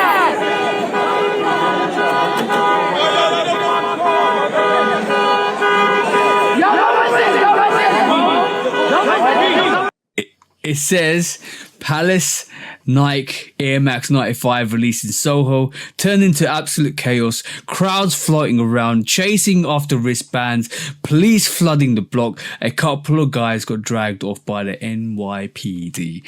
This is chaos, all because of a sneaker release, all because people couldn't take it, they took an L, all because they were snatching wristbands and the police had to come out because it got violent. Or it could potentially got violent and somebody could have potentially got hurt. Now, we warned you guys this was a possibility. Palace is no longer releasing that sneaker. in New York City at all. This is brilliant for once, right? So shame on the guys who actually caused that chaos, because you spoil it for everybody. And people like this always spoil it for everybody, because if they can't have it, nobody's having it. And that behavior is absolutely atrocious. And you don't deserve sneakers on your feet. You deserve to walk the streets bare feet and bleeding feet. I don't give a shit. That's what you deserve at the end of the day. Because if you really think that if you can't have a sneaker, nobody else deserves it, you're an absolute trash human being. Secondly, shout out to Palace for absolutely shutting it down and setting an example. Because if you don't do it right, they're not going to give it to you, and that's setting an example for every single brand out there. So for all the idiots that walk around trying to snatch brands, trying to break glasses for retailers, trying to rush the store, trying to bend or basically rush the store when it's not open, or going to break the gates and all of that stuff. Right, it will get locked down. It will disappear. You will no longer have a chance to get in it. It will go online, but it'll get botted out, and you will never have the chance to get it. But the fact that you would actually have to pay the resale value to buy that sneaker, buy that product, or buy that release. So you deserve what you got. And on that note, bro, I'm gonna say this.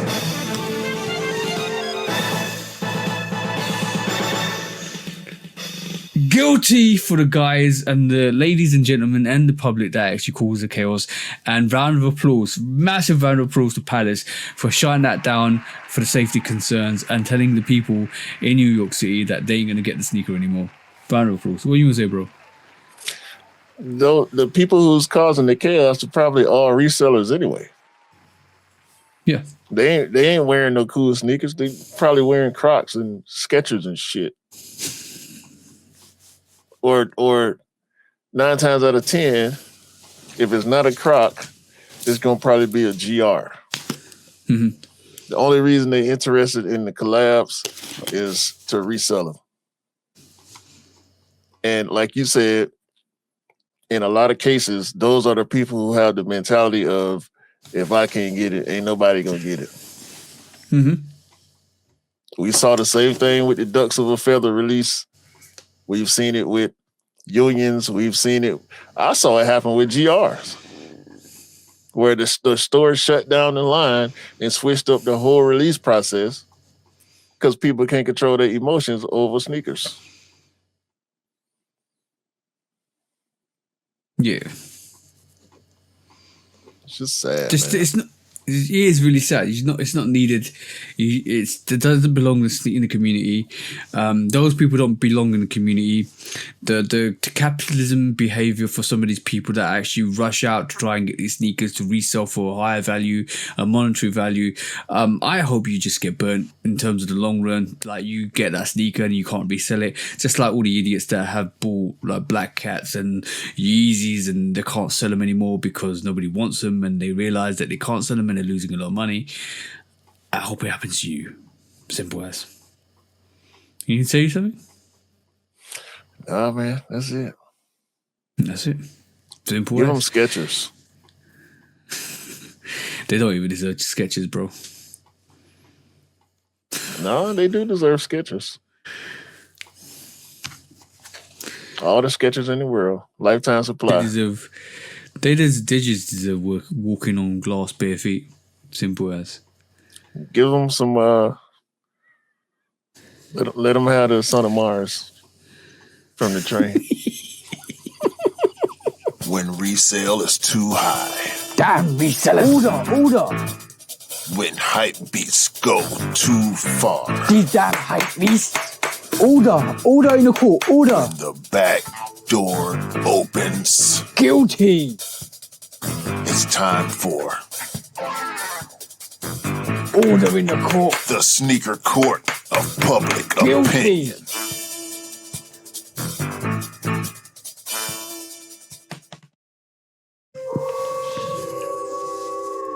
Sons of Mars for everybody. And Spizike Lows too. Yeah, and those two. Yeah. Fuck them. Oh, yeah, exactly. So let's do some discounts, bro. Beams. and Timberland. Anytime you hear something about Timberland collab, it's possibly bad news, right? Beams has created a laceless Timberland construction boot. More Tims for New Yorkers to clown. Because New Yorkers hate everything but a regular construction in wheat, beef and broccoli, or black. If it ain't them three, construction with the double sole, New Yorkers hate them. Puma is lacing up LaMelo Ball with the MB05 just in time for his very first NBA playoff appearance. Shout out to LaMelo Ball and the Charlotte Hornets. They finally got some good players around LaMelo so he can get a taste of that playoff action.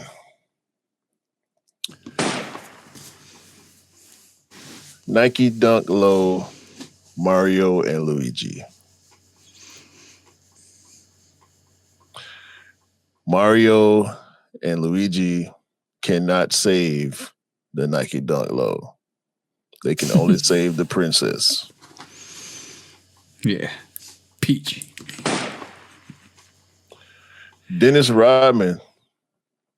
I don't know how he lost his UNC Off-Whites, but he got them back. Somebody found them at like a archive sale or something like that, and they were signed by Virgil to the Worm. And somebody found them and returned them to Dennis Rodman, who may or may not know how to open a shoebox. But give him, no. Give him, you know what? Give him all the fakes. Like, let him tear the fakes up. That'd be good. That would be. I would love to see Dennis Rodman do a bunch of fake sneakers like he did that Yeezy box that time. If y'all don't know, look up Dennis Rodman and Yeezys. It's hilarious. Vans has created a slip-on inspired by the Don C. Jordan 2s, which was inspired by a Chanel bag. So that, yeah. Vans been killing it, so shout out to Vans. Is that an official collaboration? It's not an official collaboration, is it? It's just inspired, yeah. Yeah, it's got that quilted diamond stitch pattern on it. So shout out to Vans. They need to release those a non-shout out. Say what now? They need to release those Don C2s again. Yes, I will be in the market. Trust me. Yes, same. A non-shout out goes to a programmer. I don't know if it's the programmer or just a programmer from Roblox, Jamie Bourne, who is probably part of the reason why some of y'all kids may be getting harassed and being asked to do inappropriate things on the Roblox servers. Mr. Bourne was busted. Over 40 counts of child porn possession and importing a child sex doll.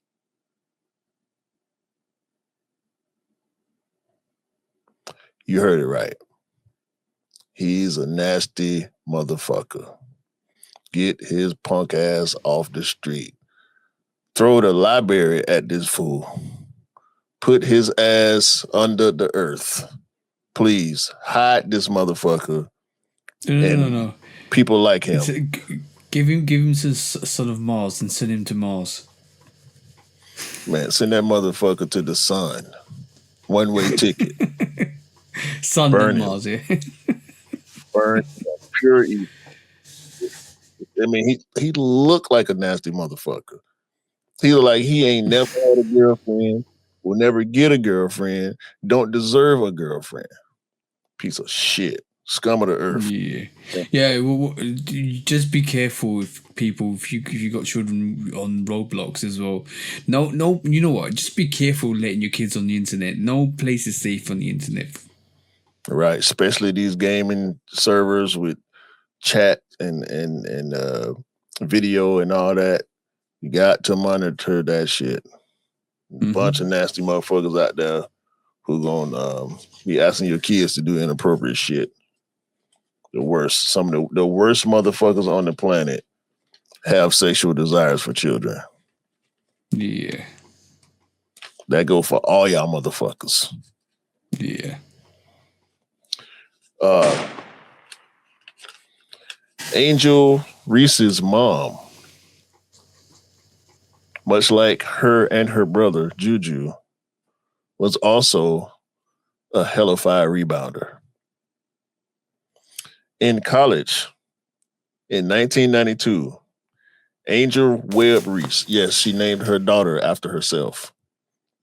Her name is also Angel. Averaged 13.2 rebounds a game. That was good enough for number 2 in the country. So it's in the blood. Bloodlines. Yeah, it's in the blood.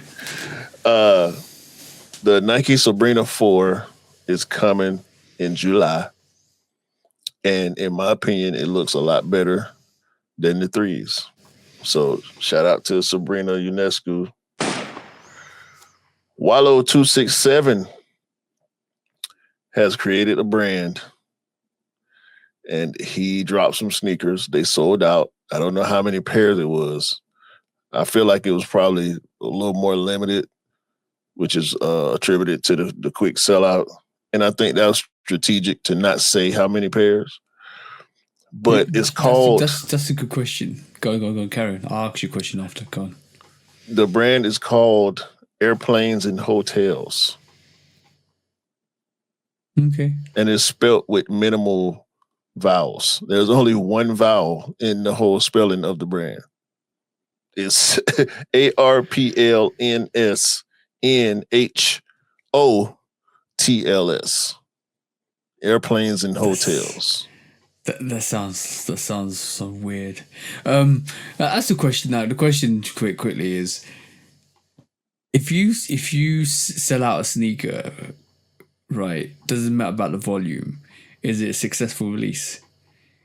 Like me saying if you sell one pair and it sells out, right, and is it successful? It has selling 1,000 pairs. I mean, no, yes, maybe. Maybe. I guess it depends on what you set out to do. I mean, if you made one pair and you sold one pair, it's still sold out, right? Bro, we can, and then you can just say, you had a successful release. Introduce y'all to the Airplane and Hotel Traveler first class. It's light, it's stylish. I'm talking about it's comfortable, it's everything. The reason this came about, I want to shout. All right, enough of you, Wallow. You know what? You should have counted the pairs in the background. That's probably the amount of pairs he sold. Yeah, it didn't look like a whole lot of pairs. Yeah. Probably 40 or 50, something like that. Yeah. In the background, at least. I don't know. Or they could be empty boxes. Or green screen. Shout out to Wallow.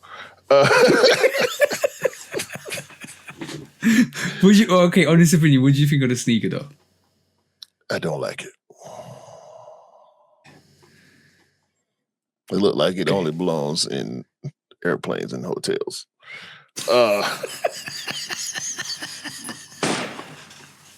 It's low hanging fruit, bro. I mean, that's a bad brand name. I don't understand. Why did airplanes and hotels? Airtel. We could have called it Airtel. No.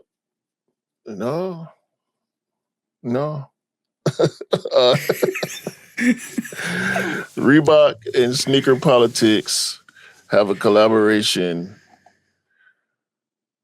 for the workout low, it looks like it's all white until it gets wet. And then you see the designs up under the sneaker. Oh, okay. Yeah. That's nice. Let me turn the audio off. Apologize to the listeners. But, okay. So you got to get it wet. Mm-hmm. Okay. It's like a bunch of graffiti or chicken scratch, however you want to classify it. Okay, cool. Sometimes, so I think that's sometimes dope. being wet is the best anyway. So you know. Pause.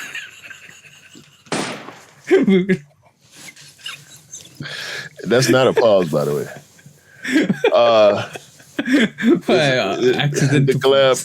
The collab is called Wishing Ritual. And finally, for me, reportedly, allegedly, China has developed a mosquito-sized drone that they intend to use for espionage purposes. I hope that story is fake. Probably is, but like I said, my response was to you, well, that's the expensive fly squat. Facts. Big facts. Or small facts. Bro, you know what? All of this, I'm going to be honest. All of this, like, tech, I've got this tech and this, you know, we heard about these pigeons that, you know, some people think they're fake and they're like, you're observing and they're robotic pigeons, stuff like that. We need, what's that attack that takes down the whole electrical grid? That's all you need, bro. EMP. Yeah, EMP. Get a little mini EMP that does the hotel room. That's it. Bang, gone.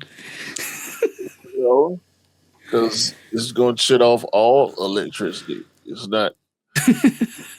It's not targeted.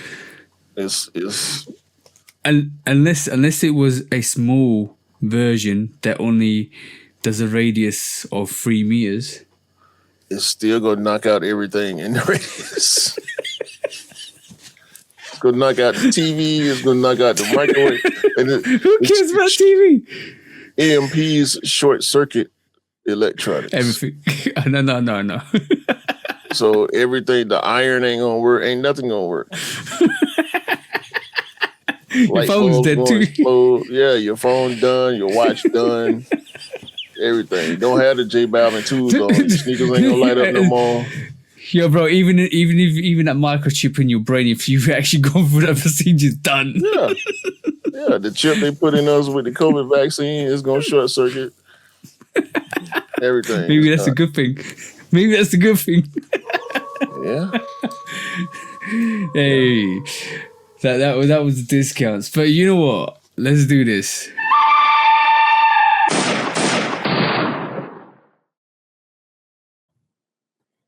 The good, the bad, and the ugly from this week. So the good from this week is definitely Angel Reese coming through with the Atlanta Dreams. So round of applause for Angel Reese this week and the Atlanta Hawks this week as well. That was absolutely beautiful. So good to see your home team do the most, and let's just hope they have better success. The bad this week is that Son of Mars is absolutely terrible. Who needed that? It's a classic. Who needs? I know, but no, bro. The fact that they dropped the Jordan 3s do the right things right after it was just hilarious. So that's the bad. And then the ugly this week is definitely the dumbass resellers shutting it down for all the people. And making sure that release doesn't happen in New York City. That Palace 95 is nice. Should have gone to the public. Should have gone for the people that lined up, been queued up. You wasted a lot of people's time. You wasted a lot of people's efforts, and you trash bags of human beings that you are. Shut it down for everybody. So you deserve the ugly this week. So yeah, do better. Just do better. You absolute idiots. That's all I gotta say. Facts. People count that.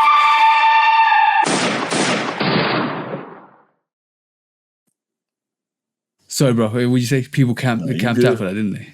Yeah, people camp. Yeah. Nasty. Trash. Nasty work. And that was a show, bro. That was a show. Just shut it down. Yeah, we actually made it through all the topics again. Round of applause to us. Yeah. Shout out to all the bros. Shout out to all the listeners, the commenters, the subscribers, the followers. We appreciate y'all as always. I need y'all to do us a favor, me and TJ. We need y'all to have a great day, great week, a great month, a great year. I'm on your ass, Dwayne. And we need y'all to buy what you like, rock what you like. Don't believe the hype, because the hype ain't real. You too, Jamie. Don't think I forgot about you. And sneakers don't make you cool. You make the sneakers cool. Taking random shots there, bro. Correct, too. And sneaker envy. Yeah. Oh, and sometimes doing the right thing is doing the right thing, but sometimes you got to do the wrong thing because it's sometimes just fabulous. What are you talking about? I don't know. I don't know. Peace out, peace. You crazy, man.